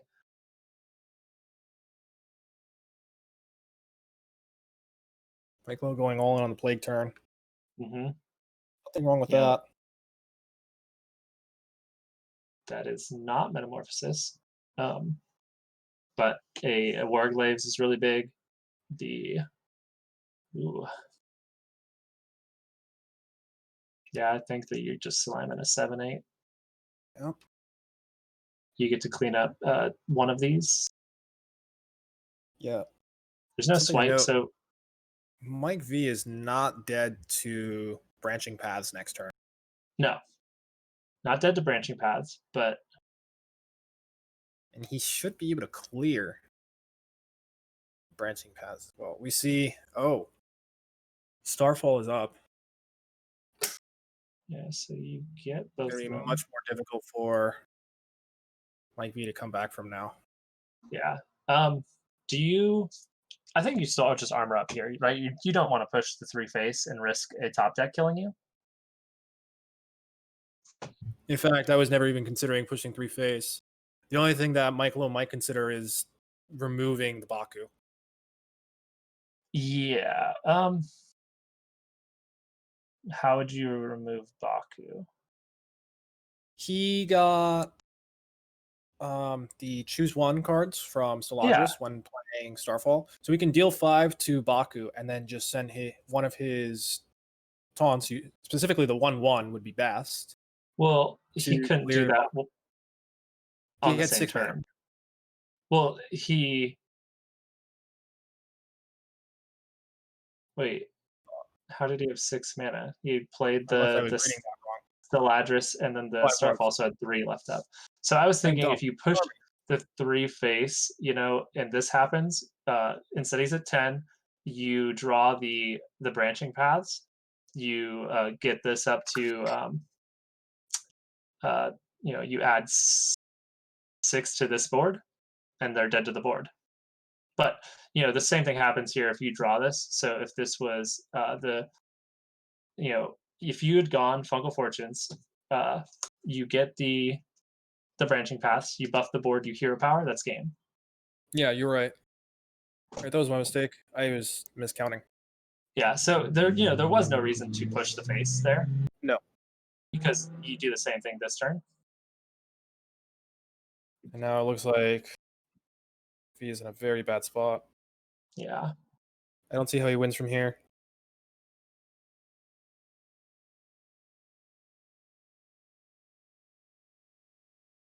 Yeah. Mana burn is not going to do it. Just This will be game. Dead to the board. Yeah, he really set himself up for that. When yeah, the turn with the Satyr. Yeah. Yeah, Spreading Plague is just such a powerful card. And it can be a win condition by itself. Oh yeah. Remember when it was 5 mana? That was so pleasant. Who would ever think of that? That card must have been broken. That would never pass internal testing. Oh, I thought I was never going to play the game again, to be honest. That's almost as bad as day 1 Demon Hunter. Yeah. Turn 3 UI, turn 5 mana Spreading Plague. It was a rough time. But we talked about a little bit that maybe Druid's the ban there, like the armor gain, the defensive plays that J Druid has, and with this super aggressive lineup you've brought, and it gets a win first game. Yeah, I don't know. Secret Mage still wasn't the bad ban though, because it is favored against Demon Hunter and Quest Mage. No, he chose to ban the Quest Mage instead of the J Druid. Oh, I'm looking at the wrong bans. I'm sorry.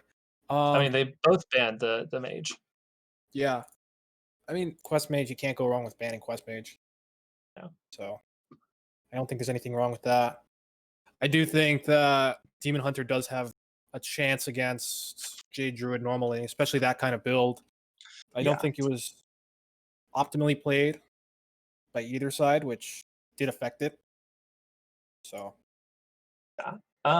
What do you think of keeping the Bomb Wrangler here for Mike V? I'm a huge fan of the Corsair Cache, but I don't think Bomb Wrangler is what you're looking for here. It's Reno Priest. You want weapons. We see MikeLowe have the Gluttonous Ooze in his hand, and that's really the only way you get countered. So what you're going to want instead is just more bomb generation.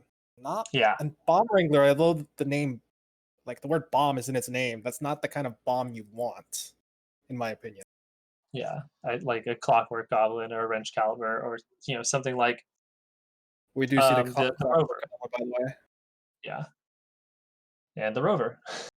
Yeah, it's gonna be a nice curve for Mike V.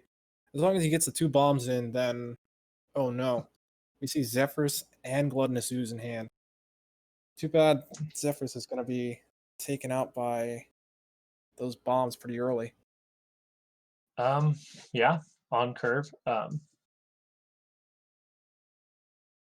MikeLowe is having a good start with the exact cards he needs to have a chance in this matchup. He has Zephyrus, he has Ooze. So with the bomb coming down here, is it just time to slam Zephyrus? Like you've seen them draw a weapon, so you can go this and Holy Smite and at least just get the value now. I would actually. You know, I do think you need to get your Zephyrus value now because odds are you're not going to get it later. You're going to have 2 bombs in your deck for a while, and it's unlikely that you draw them for a bit. yeah. We see MikeLowe choosing to go with that, actually. He does take the Holy Smite, as you said. Yeah. Yeah, I think the other option is what I mean, like it's a bummer because you probably want to use it as a what's the word? Another ooze, but you don't really have the option. Yeah, you have Gluttonous Ooze in hand. There's no need to wait. Yeah, it's just nice to get to clear up 2 of the Wrench Calibers. But you only get to really clear up 1 with the single ooze. I think that might have been the best use of Zephyrus. Like you didn't have the option; you kind of had to use it now because when is it ever going to be active again? Exactly.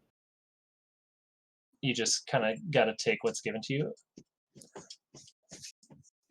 MikeLowe getting all his Highlander cards in hand. He drew Reno now. Yeah. So this is going to be an awkward turn for Mike V.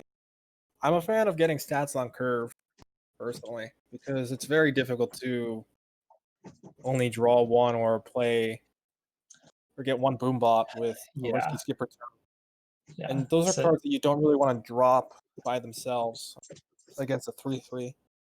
Yeah. Lothab protects itself, so very likely you get to push 5 face with it, and hopefully draw something to go off twice with. I think probably the Acolyte's probably the first thing you want to double proc, right? Your hand is kind of not doing anything.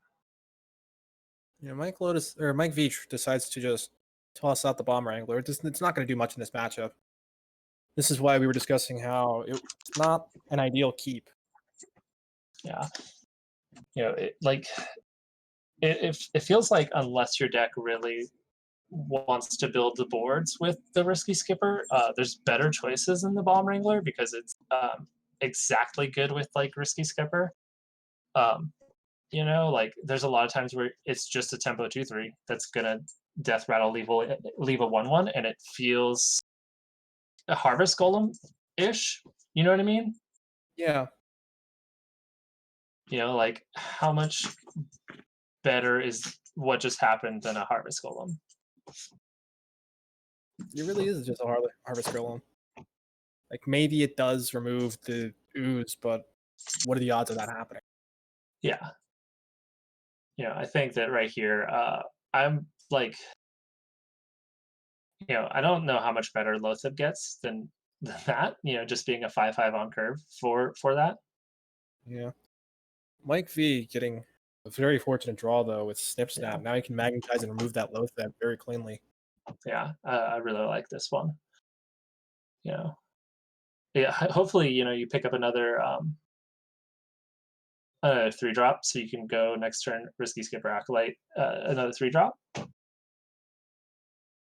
which really improves the hand. Yeah, even just getting Battle Rage will be good. Yes. Oh, yeah. That would also just be fantastic. Gonna have a pretty. This looks like an easy lash. Maybe he wants to develop the Azure Drake alongside it, and so It's possible. yeah, like what else do you do if you just lash? So you get to cycle a card and have a 4/4. Well, But you play Pseudo-Cycle and Thalnos here. yeah, It's the same thing. It's just a 1/1. yeah, and looks like we're. I mean, I cannot be talked out of an Acolyte turn here. It Yeah. just seems so clean that your hand is Yeah. not really pressuring.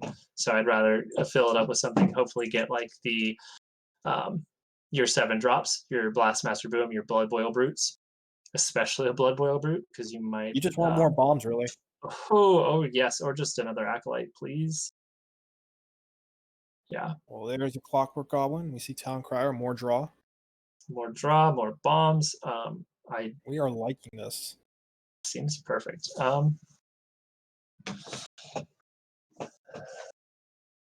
If you go Duskbreaker, it's just super clean. I don't. You're not going to get There, many good Duskbreaker turns. This is a pretty good one. yeah, Unless, and you can also drop Madame Lazul to yeah. kill a card. You're probably going to look at taking Lotheb, I want to say. Lotheb or Skipper. The Lotheb is just a good body, but the only spell is the Battle Rage, right? So I Yeah. also like this. Like you get your own draw. Yeah, this is good. Now we're going to likely see. He does drop Duskbreaker here, correct? To get the second draw. You get the second draw. You clean up the risky skipper to prevent anything else like that happening. You're really probably mostly worried about Battle Rage. Yeah, and there's the Battle Rage here. Yeah. Now, Mike V could go in on it, or he could play Clockwork Goblin. He still has Lotheb in hand, so he can shut anything down there. And he has Ziliax, which he can choose to magnetize on Clockwork Goblin or not. Both will clear the Duskbreaker if he chooses to. Yeah, I think I just like the Clockwork and the Lotheb. It's like the biggest board. I like getting Clockwork down. The other option is if you want to make it a draw turn, and I don't really mind leaving up the 3/3. Because you can do a pretty clean risky skipper, Clockwork, Town Crier, Battle Rage. I do like drawing here, actually. That's 5 cards out of your deck between the Town Crier and the Battle Rage. Yeah, I think that would be the way to go with the way this deck plays. You want to just draw through your deck, get the bombs in, and once the bombs are in, you can just smack their face with your weapon. Yeah, like you smack their face with the weapon, you develop the 7 drops, and you just keep pressure on, and just it adds up pretty quickly. Yeah. Yeah, this is not a deck that really cares about fatigue. You do get through your deck quickly, but by the time that you're in your deck, you already know whether you're going to win or lose. Yeah. Yeah. MikeLowe responding with just stats on the board. The Raza just being a 5/5. We see Mike V pulling the Captain Greenskin. That's going to come in handy later when he gets Wrench Caliber. Yeah. There you go. Here's our skipper turn. Yeah. What other rushes in the deck? Oh, right. We're going to see Blood Boiled Brute get dropped here, I think. Yeah. I think you probably do you Battle Rage first or second? Yeah. The order shouldn't matter. You can't discount Blood Boiled Brute any more than this. And you're going to drop it regardless, it seems. So I don't think ordering really mattered there.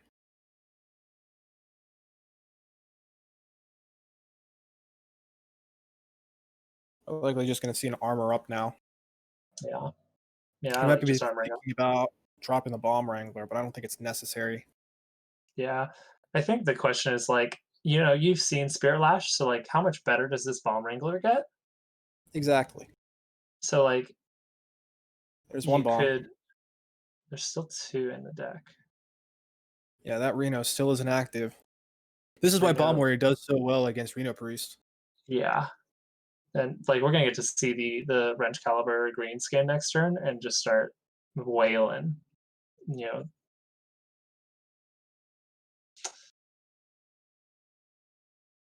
The Mass Hysteria is a 100% clear, so I'm not. It is not. I You guess might not like you clear could, yeah, you could leave up the 1/1.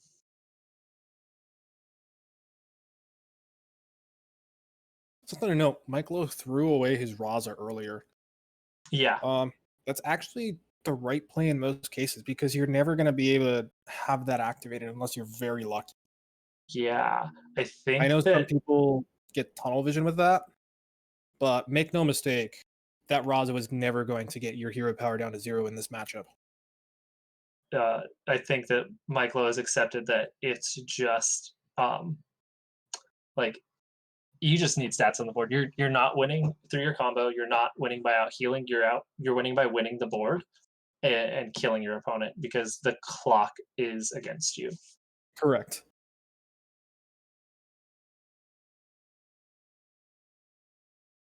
MikeLowe is not looking good right now in this.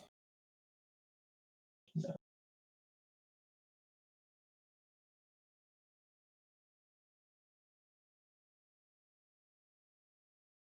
I think I'd rather throw down the Town Crier. No, maybe. Yeah, the Town Crier would have drawn the other Blood Boil Brute. Yeah. Saying the deck is good because all you want is bomb generation.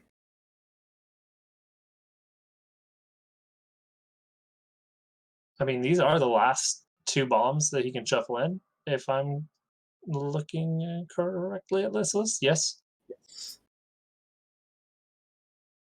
Well, I guess because Bomb Wrangler is called Bomb Wrangler, you could consider the Boom Bots as bombs as well. Yeah. Blastmaster Boom is still in the deck. So I think the only other way you can shuffle more bombs than these last 2 are a Sky Raider into the weapon revival. Either that or another greenskin. Oh yes, yeah, that's true. Oof. Rough time for MikeLowe there. Didn't remove Captain Greenskin. Yeah.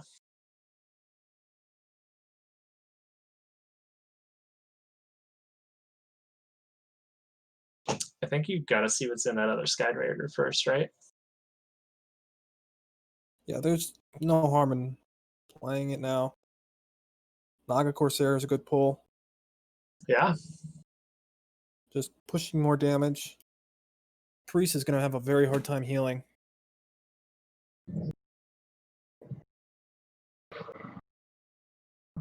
MikeLowe's hand is mostly dead, too. Not a fan of this trade, considering we have Town Crier and can pull a Blood Boil Brute. Yeah. I think ideally you just want to push face. You have the inevitability. Don't give him more time if you don't have to. Yeah. Just pressure.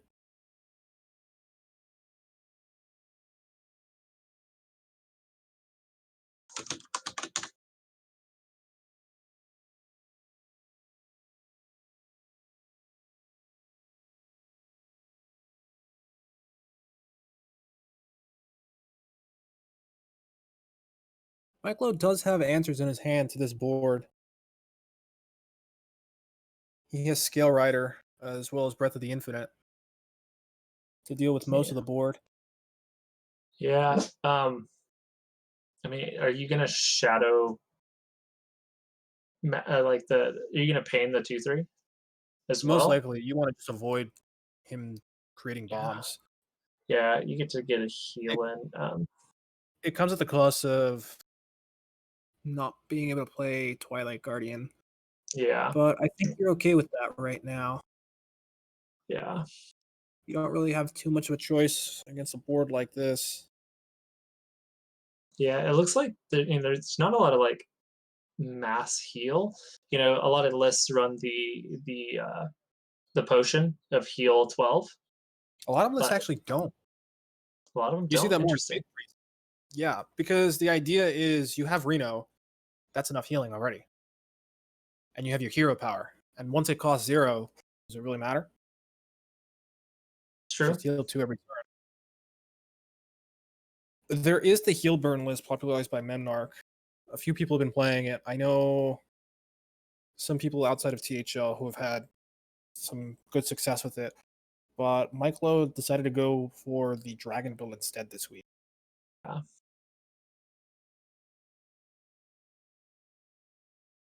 I mean, I don't know how often you're going to get a better battle rage, but maybe you don't want to draw at the end of your deck, but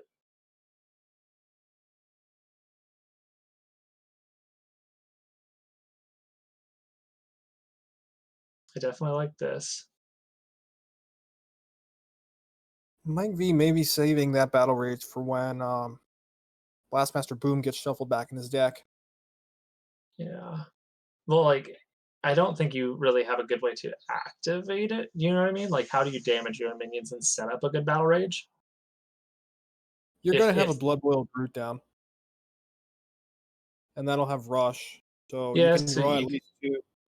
yeah, that's true.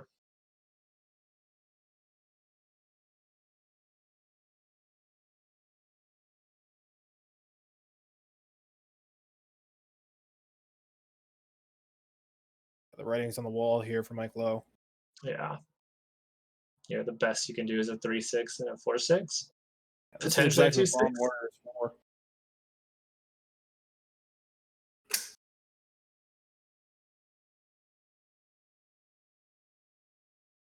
MikeLowe needs to taunt up here just to survive. Yeah. So the most you can put in the way is the Dirty Rat and the Twilight. Yeah, and then pray that you hit the Armor Smith. Yeah.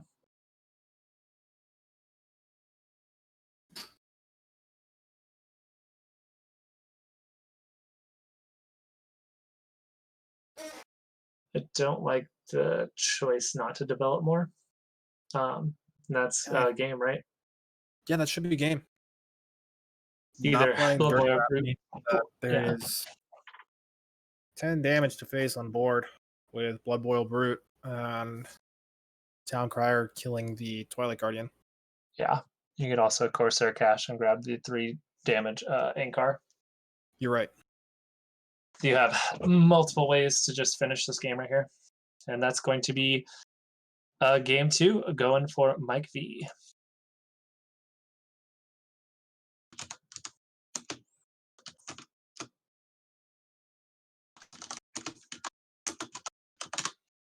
So all tied up 1-1.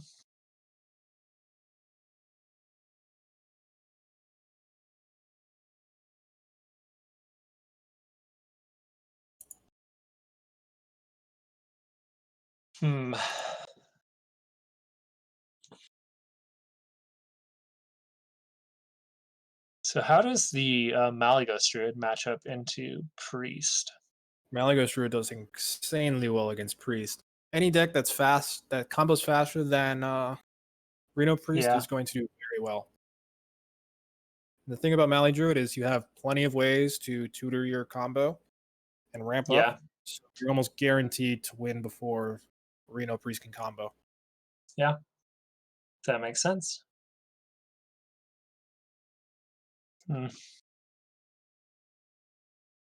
So at this point, does it become like near impossible if the Mally Druid comes out, or is it going to come down to a Demon Hunter mirror? Do you think? Oh, we do have Mally Druid coming out. Yeah. I mean, I felt like the Mally Druid was just a solid choice because I feel like you can beat the Demon Hunter too if you ramp and draw. You have the 2 damage removals to prevent them from snowballing too quickly. Yeah.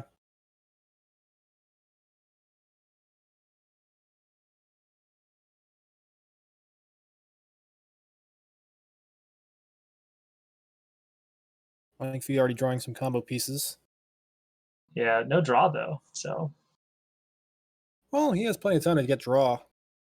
He wants ramp Yeah. overall right now. yeah, The first most.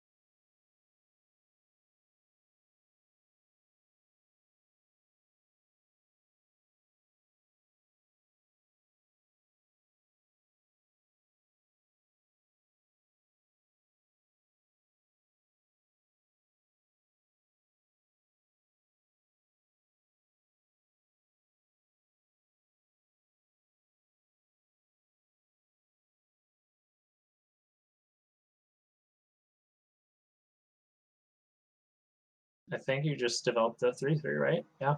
You Both need to these pressure the hands. jury. You're on a clock. Yeah.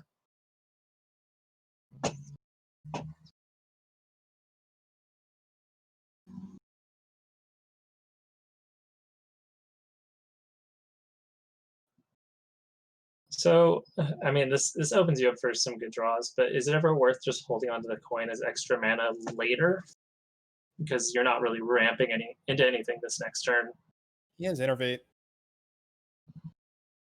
The idea is the faster you ramp, the faster you can do your combo. Sure, you have to draw into it, but you're most likely to draw into it by that. See, we already see Mally. Yeah.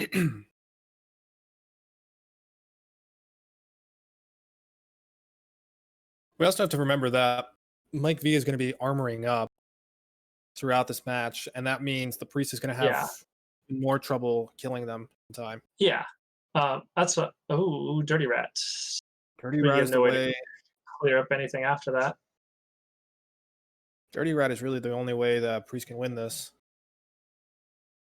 He does play the brand, so you could see like a Dirty Rat with brand pull out 2 combo pieces if you have something to then clear it up, because you don't really want to leave the pieces on the board. Yeah. MikeLowe is likely going to wait until he sees a Psych Melon. Play that. Yeah.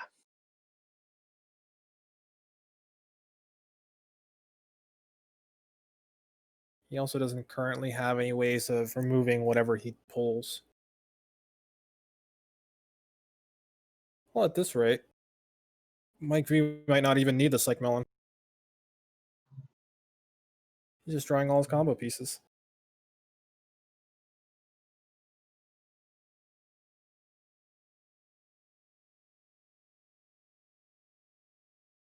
Okay.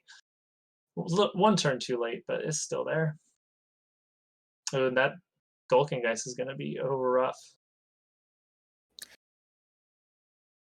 I don't think Geist is going to do enough in this matchup, though. Yeah. I mean, it clears up a little bit of burn and some ramp, but yeah, I think if you can combo them with the Dirty Rat, it makes it so that the Dirty Rat missing isn't as big of a deal. Like, you don't have to hit as much if you can get it. Right. There's still no draw. Yeah, I noticed MikeV brought Kael'thas. I do think he's a bit low on spells to combo Kael'thas with, but I see the appeal. Yeah, I feel like the big hits are Ultimate Infestation and Overflow, but not playing the Overflow. Yeah, and the fact that you're a combo deck that kind of gets a lot of cards in hand a lot Yeah, because of Psych Melon, it's very difficult to find a good time to play Kael'thas. yeah. You're likely only hitting the one major draw, and sometimes you can't because you're just going to burn a bunch of cards. Exactly. Yeah, still just on this hero power swing because he just doesn't have the draw. He had the ramp, but just never had anything to do with. I mean, he is just the one draw of ramp or of draw off, really putting pressure against him or against MikeLowe, but nothing Yeah, he yet. needs something here. That Kael'thas is just going to sit in hand awkwardly now. Yeah, I mean, with the Sathravar, a single swipe can deal 19 damage with the combo. So just one other piece of burn, as well as adjust the Coon wins this. Well, it's likely that. Oh yeah, you're right. There isn't even a need for Ultimate Infestation because of Sathravar. Oh yeah, if you get Sathravar, that's 3 Malygos on board. So a swipe plus any other source of damage wins the game. He'll need Moonfire actually. Yes, that's right. He doesn't Because have the you won't mana. have the mana to do Or no, he the will. second swipe. He will because of Kel'Thas. My mistake. Oh yes. Oh. Okay. And that is going. Oof. That is not good. Yeah. I'm struggling to think of a way where you can pull off the combo now. The ideal way before was to get Geppetto and pull your other combo pieces from Geppetto, and maybe you could do something with that. So if you went Geppetto and grabbed Coon. If you grab Coon for free or for 1 mana, then you can combo Malygos and Coon on the same turn and hopefully have the damage to complete everything. Yeah. But seeing Coon at 10 mana, I don't know how Mike V is going to do this. He's going to have to draw Malygos at some point and hope it sticks. That's a very big risk. And I mean, MikeLowe has his combo ready to start going off. You're not under threat of immediate death. Like there's got to be a lot of setup. So now you can just go and do an Interaza and start winning the game yourself. Yeah.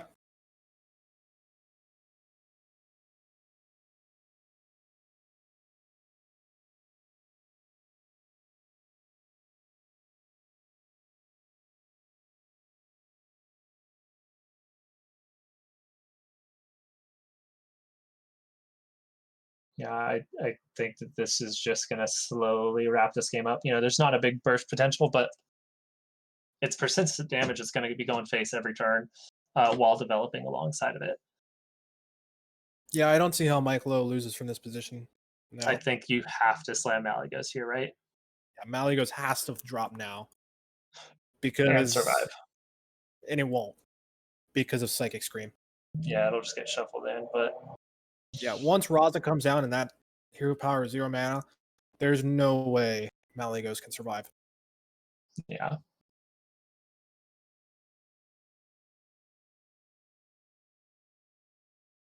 Yeah, it looks like the only way that MikeLowe can really, really pressure it is to go the Spawn of Shadows. But yeah, I think but he doesn't really need Spawn of Shadows here. He just continually adds chip damage because, as we see, Mike V just isn't gaining the armor that he needs to survive. Yeah, right here, you just go Raza, ping, Mass Dispel, ping,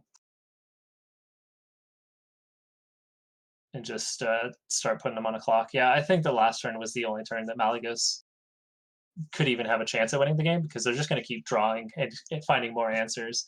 So you just have to take that risk, and if they have it, they have it. You're so far behind that it's just you have to go all in at some point and say, do I have a shot anymore? Yeah, I mean, even if you drop Malygos, your other chance is to get the Mally to stick somehow or get shuffled in deck. Maybe you draw it from Geppetto and you can go off that way. Yeah. Or, see, we see Geppetto here. Now you have to drop Malygos and pray that it survives. Or get shuffled. Yeah. I mean, yeah, I think that's that really the only way you can win this now.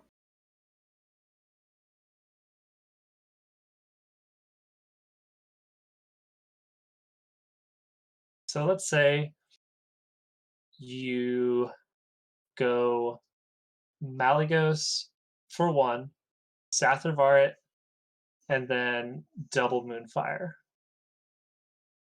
That would be lethal. Or no, it won't. No, so that's only 22. Right? So there's just not the damage left to finish the game. With both swipes being expended. Not that It'd be, it'd be sticking a Kael'thas the turn before and then performing this to discount the swipes enough. Yeah, I don't think so. Yeah. I mean, maybe you can bait something. I don't like this Geppetto, by the way. Yeah.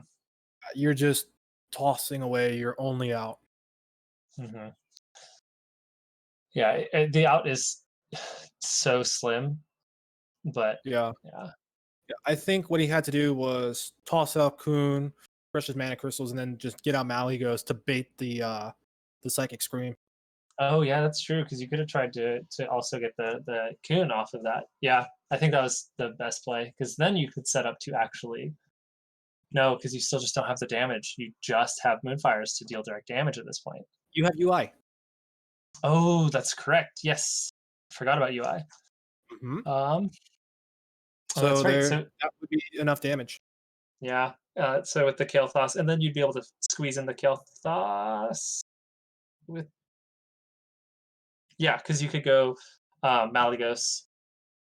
Oh, and you could even actually go. So if you went Malygos for 1, Sathravar, Innervate, Kuhn for 1, another Malygos, double Moonfire.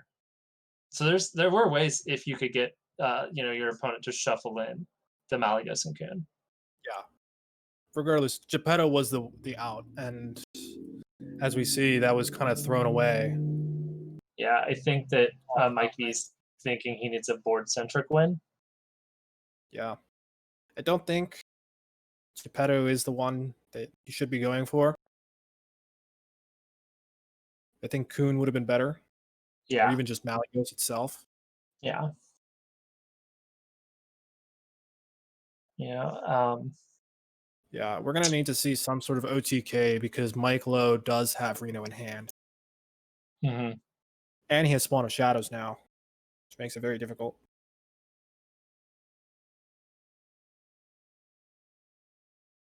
Yeah, I don't think that you can have the board-centric win. I mean, there is, like, when is Spreading Plague ever going to get them? Like, when are they going to go wide enough to get the value that finishes a game off of your Spreading Plague? Because I think that Never is like, good play. yeah, it's like the only option of a board-centric win at this point, and Psychic Scream just absolutely demolishes that chance. Yeah.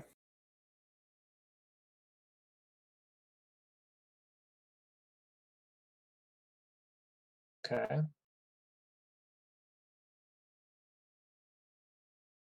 think we're going to see a Lotheb here. I think it would have been kind of nice to see a Lotheb come down the same turn as Spawn of Shadows, but I like just developing a 5/5 and getting to push the 5 damage here.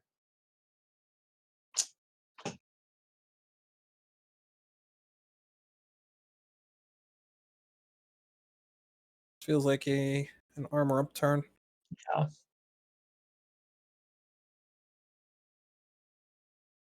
I like that he goes with Kuhn this turn, it seems.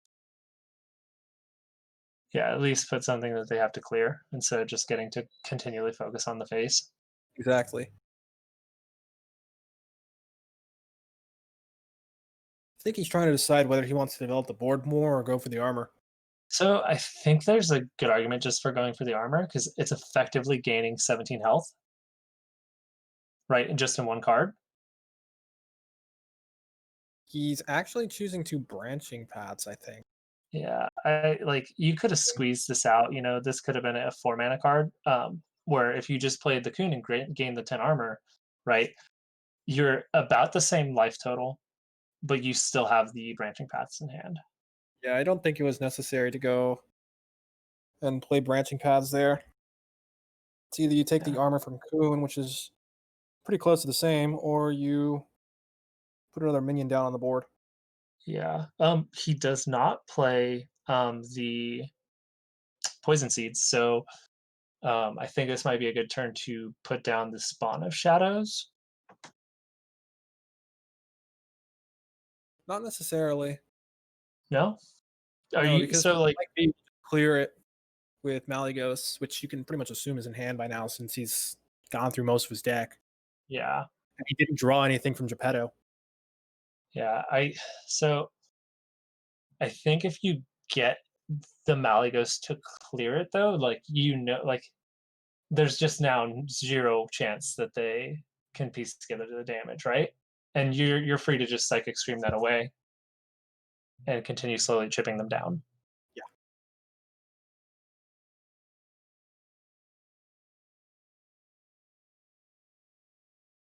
Goes for the trade. Does he drop a Draconid Operative? No. He doesn't do anything.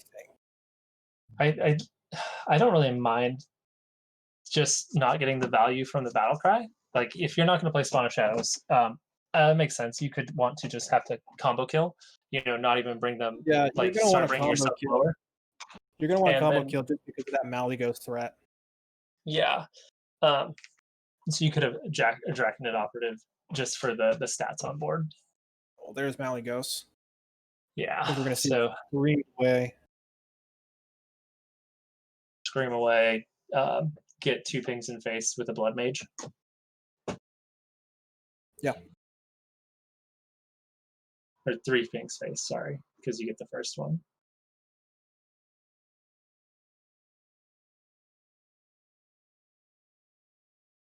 Yeah, I don't see how we killed this Malygos right now. Leaving it on board is too dangerous.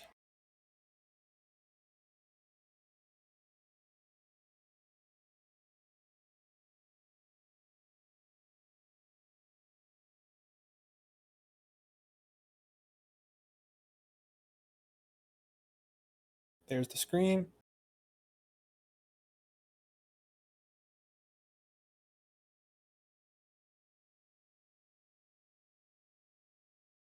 And the Thalnos. Yeah.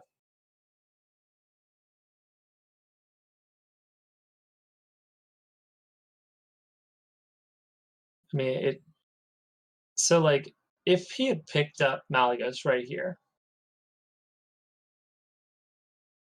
If he had, I think he just plays it again. he just plays again, right? And, like, we see that there's no removal, so there's an actual chance that you win that game from there. Yeah.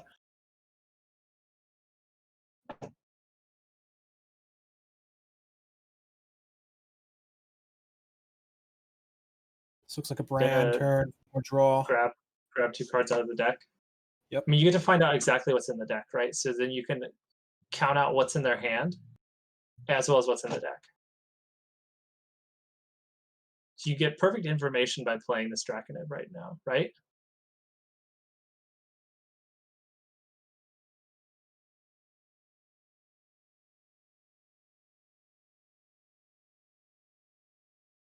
So that's just very good with the Spawn of Shadows to set up a combo kill. This is excellent.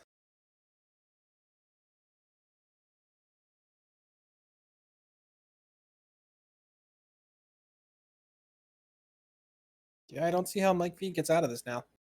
Yeah, I think that the Malygos has got to come down in combination with the Moonfire to clear up the 5/6. He's going for Spreading Plague. Spreading Plague. Not sure if that's going to be enough. No. Emptying out the hand space. Don't really like emptying the hand instead of going for the hero power for armor. Yeah. Every bit counts. That card may not matter, but to get out of hand. If we go hero power, and then we deal 6, we can play Pain, dealing with 6. The beetle hit face. Okay. MikeLowe's thinking. He's doing math.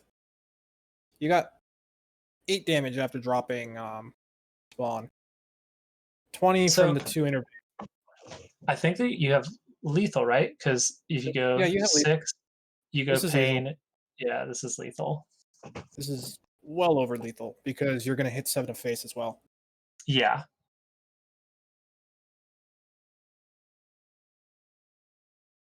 So that will be game 3, leaving MikeLowe with just the Demon Hunter to get a win against the Demon Hunter and the Malygos Druid.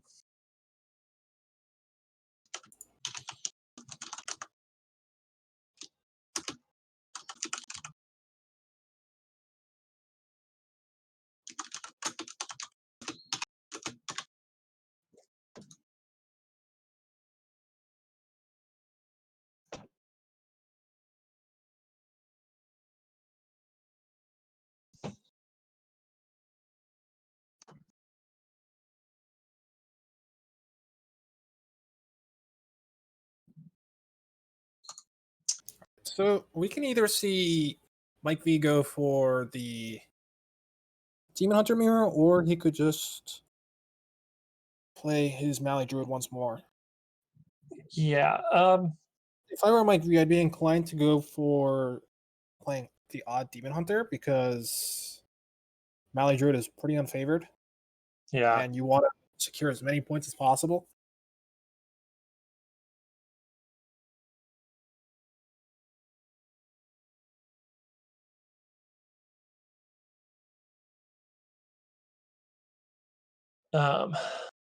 Yeah, I think the MikeLowe's Demon Hunter looks a lot more teched for the mirror.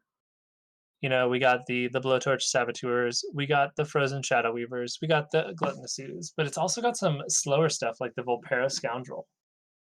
I think it's very interesting to see. Yeah, Volpera is just the same reason why we see it in standard. Demon Hunter is a small spell card pool. Small card pool for spells. There we go. I can't word. Yeah. And most of them are good, especially the Mhm. mirror. I think that I'd argue that you want it less because you're such an aggressive deck that you can kind of stick to um, that aggressive burn strategy a little bit better, and so you don't really need to draw or generate as much. Yeah. You know, like you don't need to go as long. Like you have so much damage. That hero power is just busted. You have 2 1-drops that scale up in damage as you go. I don't know. I'm interested to see how it goes out. It's not a bad card, and it's just I feel like you can commit more to the burn plan easier, and so you don't have to rely on having the backup plan of the Volpera. Agreed. Now, since this is a mirror, I want to point out that Mike V decided not to play the Lowly Squire, which is actually the right play. Playing a Lowly Squire here was throwing it away. Yeah. Oh, I 100% agree. I was, thinking that that's definitely the play is to not let them juice that hero power and get a value trade. You know.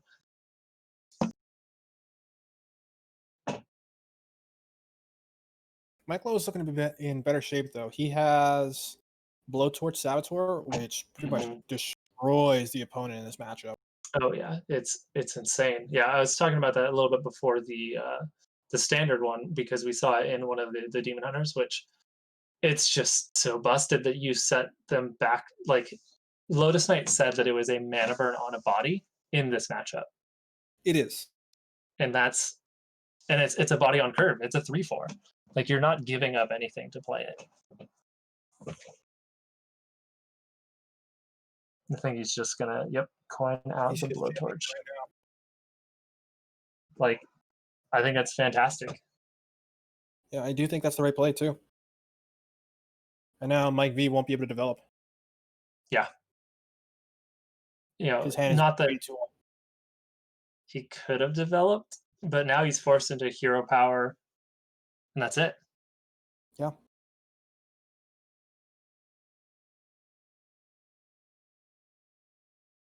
And that means Mike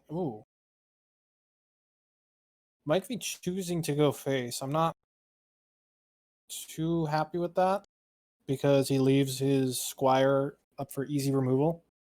Yeah. Kind of just throwing it away. I don't know how he's going to deal with that Blowtorch Saboteur next turn.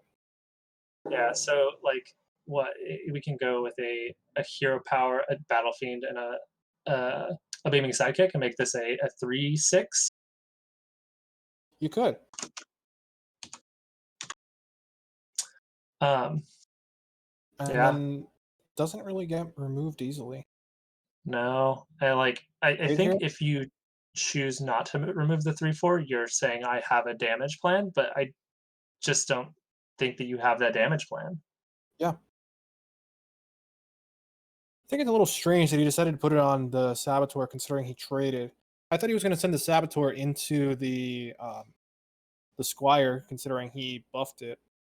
But now he leaves his Battle Fiend up for easy removal. Yeah, I think that is very reasonable, especially like you will have a much more resilient board here. They get to remove the 1/2.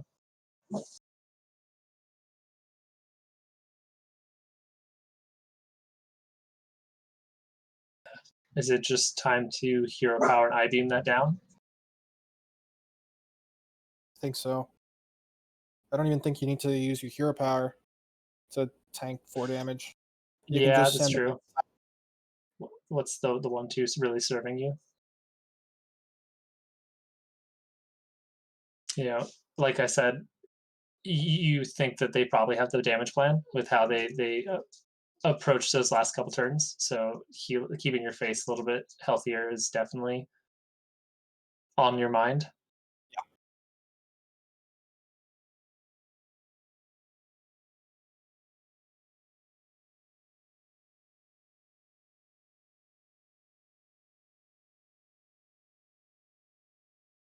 I think with the couple turns developing of the Warglaives into a priestess, hopefully clear the board and then drop the priestess is going to be really rough for Mike V.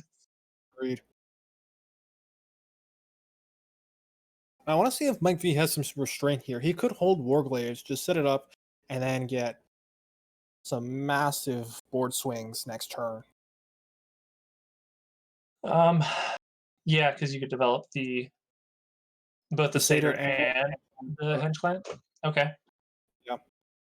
I'm That would be pretty much the game at that point. Yeah, I mean so if you do that, you're gonna be dropping to He chooses to fight for board though. Which I think is I'm not I don't like this hit at all. yeah. I mean, at this point, you just develop the Warglaives, clear up the board, and go face for 3, right? I mean, I didn't even want to clear the board that turn. Well, then, like, as I'm talking about MikeLowe now, I think that last turn, developing the Warglaives and then saying, I'm going to have a big swing turn next turn was fantastic and really your best shot at winning. Like, you now have the damage presented on board where they have to answer, and like they don't really have a lot of good ways to clear that big wide board. There's no Altruist here to bail you out. Exactly. Like the only way they clear is Warglaives, and that's their face tanking it, which is what you want. You've set up again that burn plan. Mm-hmm. Yeah, I think you're right though with MikeLowe's turn. Just set up the Warglaives, clear the board, and keep pushing. Yeah, that's what we're gonna. You hold this weapon swing. You don't need to push 3 face, right? I would push 3 face. That's okay. Yeah, that makes sense because then you can push 5 with the weapon. Actually, no, because you could push Metamorphosis in hand. Metamorphosis in hand. So this sets up being 1 off with just the weapon and the Metamorphosis. Yeah. Now what's going to happen is Mike V doesn't have a way to play around Metamorphosis. Yeah, and he's just gonna be the series.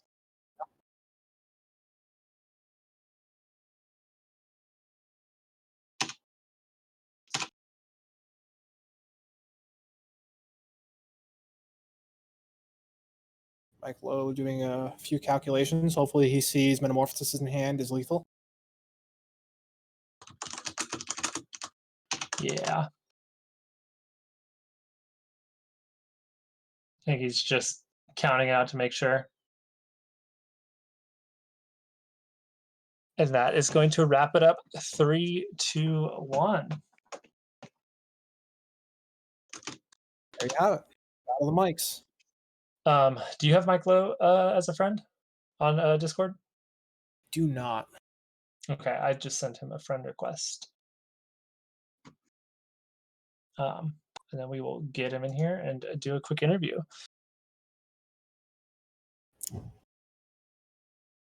Yeah, I think that MikeLowe had such a much more diverse hand and was actually able to both threaten and answer. Correct. And that really paid off for him in that mirror.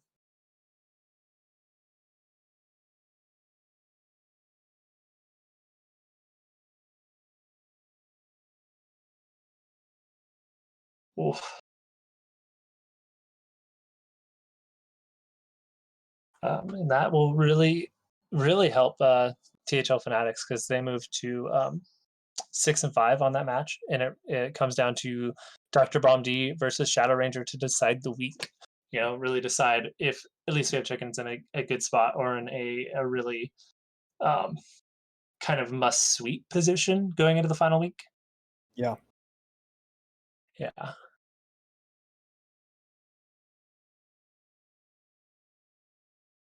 Let me message Mike V.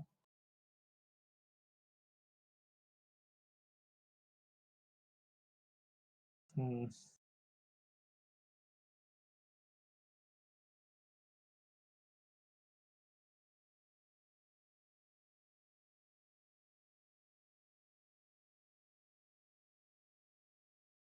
Oh,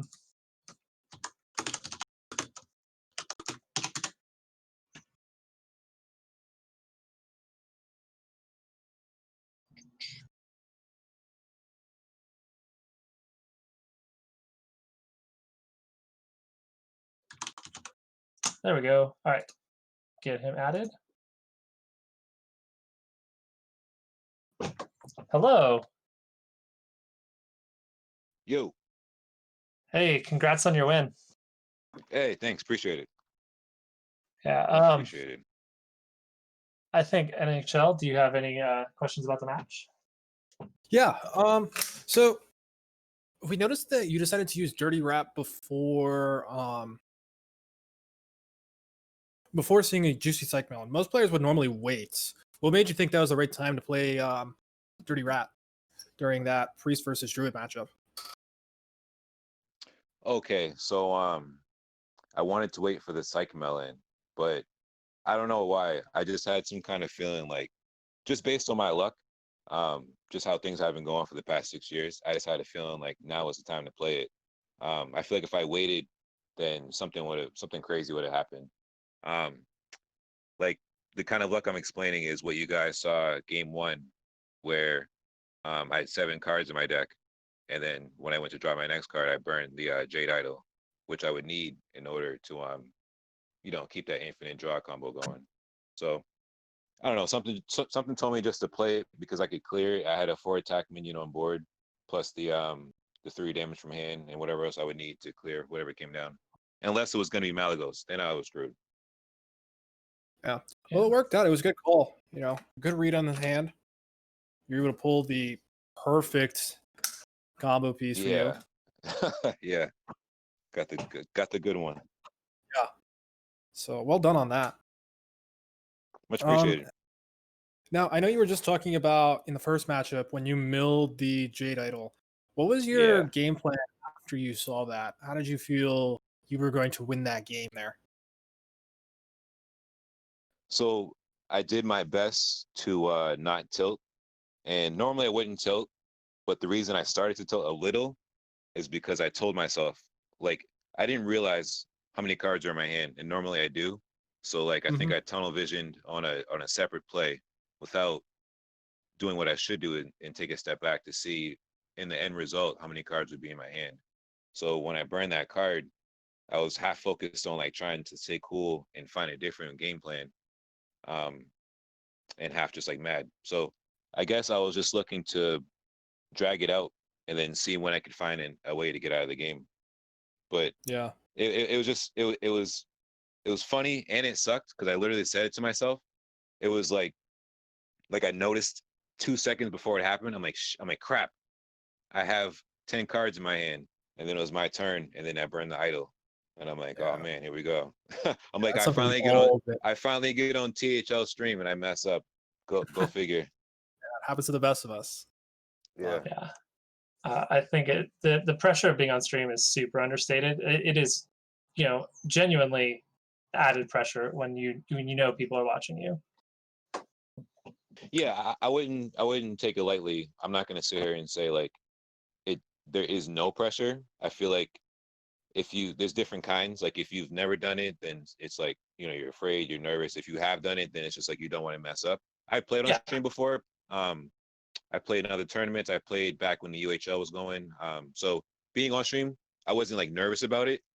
It was more like I just didn't want to match up. I didn't want to mess up when I got into certain matchups because I always keep notes. So like I was just frustrated when certain things didn't go certain ways. So, but like you said, there can be nerves with playing on stream. I understand that.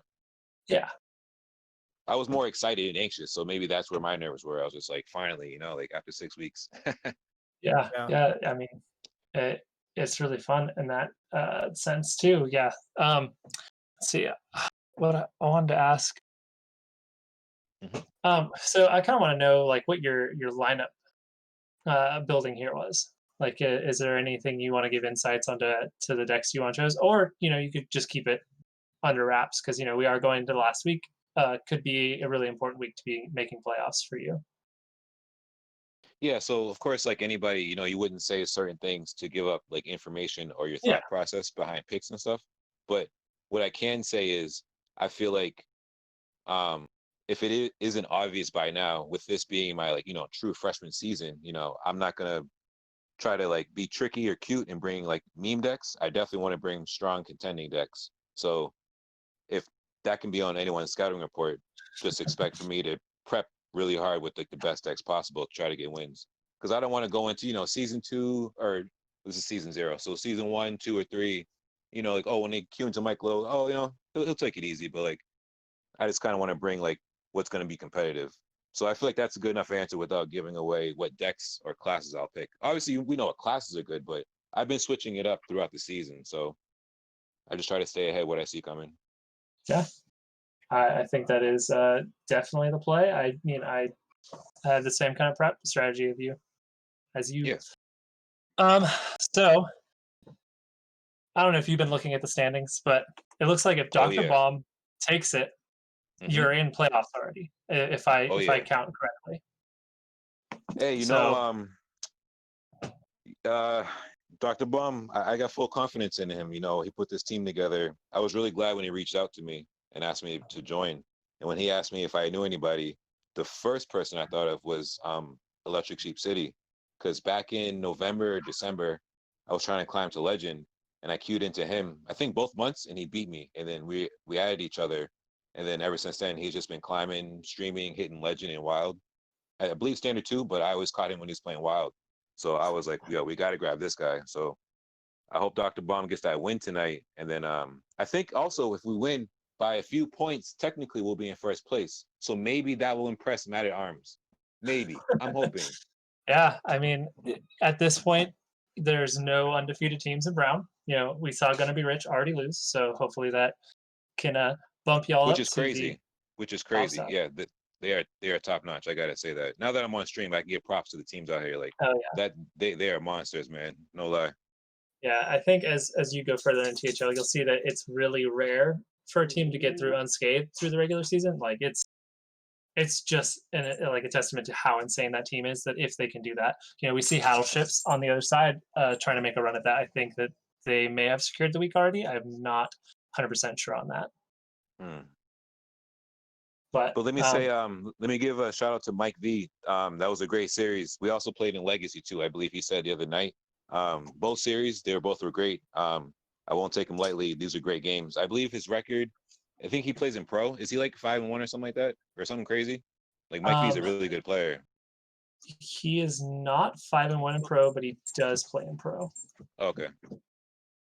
Yeah. Well, regardless, I know Mike V is a really good player, so I just want to let it be known. Regardless, today was awesome. It was fun. Yeah, he is a And great I player. definitely got lucky. I got lucky with getting those innervates for that OTK. I cannot believe that. Yeah, that was a wild pick. Yeah. Well, I think that will do it. Do you have any other shout outs you want to do right now? Yeah, just shout out to Dr. Baum and his match tonight. I believe he plays at 10. Rooting for the captain. Hey, you put the team together, so you got to get the win, right? This is what you wanted, Dr. Baum. No pressure. Yeah, no pressure. NHL, you have any shout outs you want to throw out before we sign off? Yeah, shout out to Wild and Out. Tune in tomorrow at 9 EST. Oh, for sure. Pacific. Yeah. We'll be reviewing this matchup as well as a few others and looking into the final week. We'll also be looking at the standings a bit and discuss what we think about who may or may not make it. So tune in, find out. Yeah, and I do think we should still have a stream tonight. Sunday typically starts around 7 or 8 Eastern time. I am not 100% sure for this week in specific, but hopefully see you all then. And I think that'll be it for Schoolstone. Have a good one. Peace out. Let me message Lotus and we'll get off the air.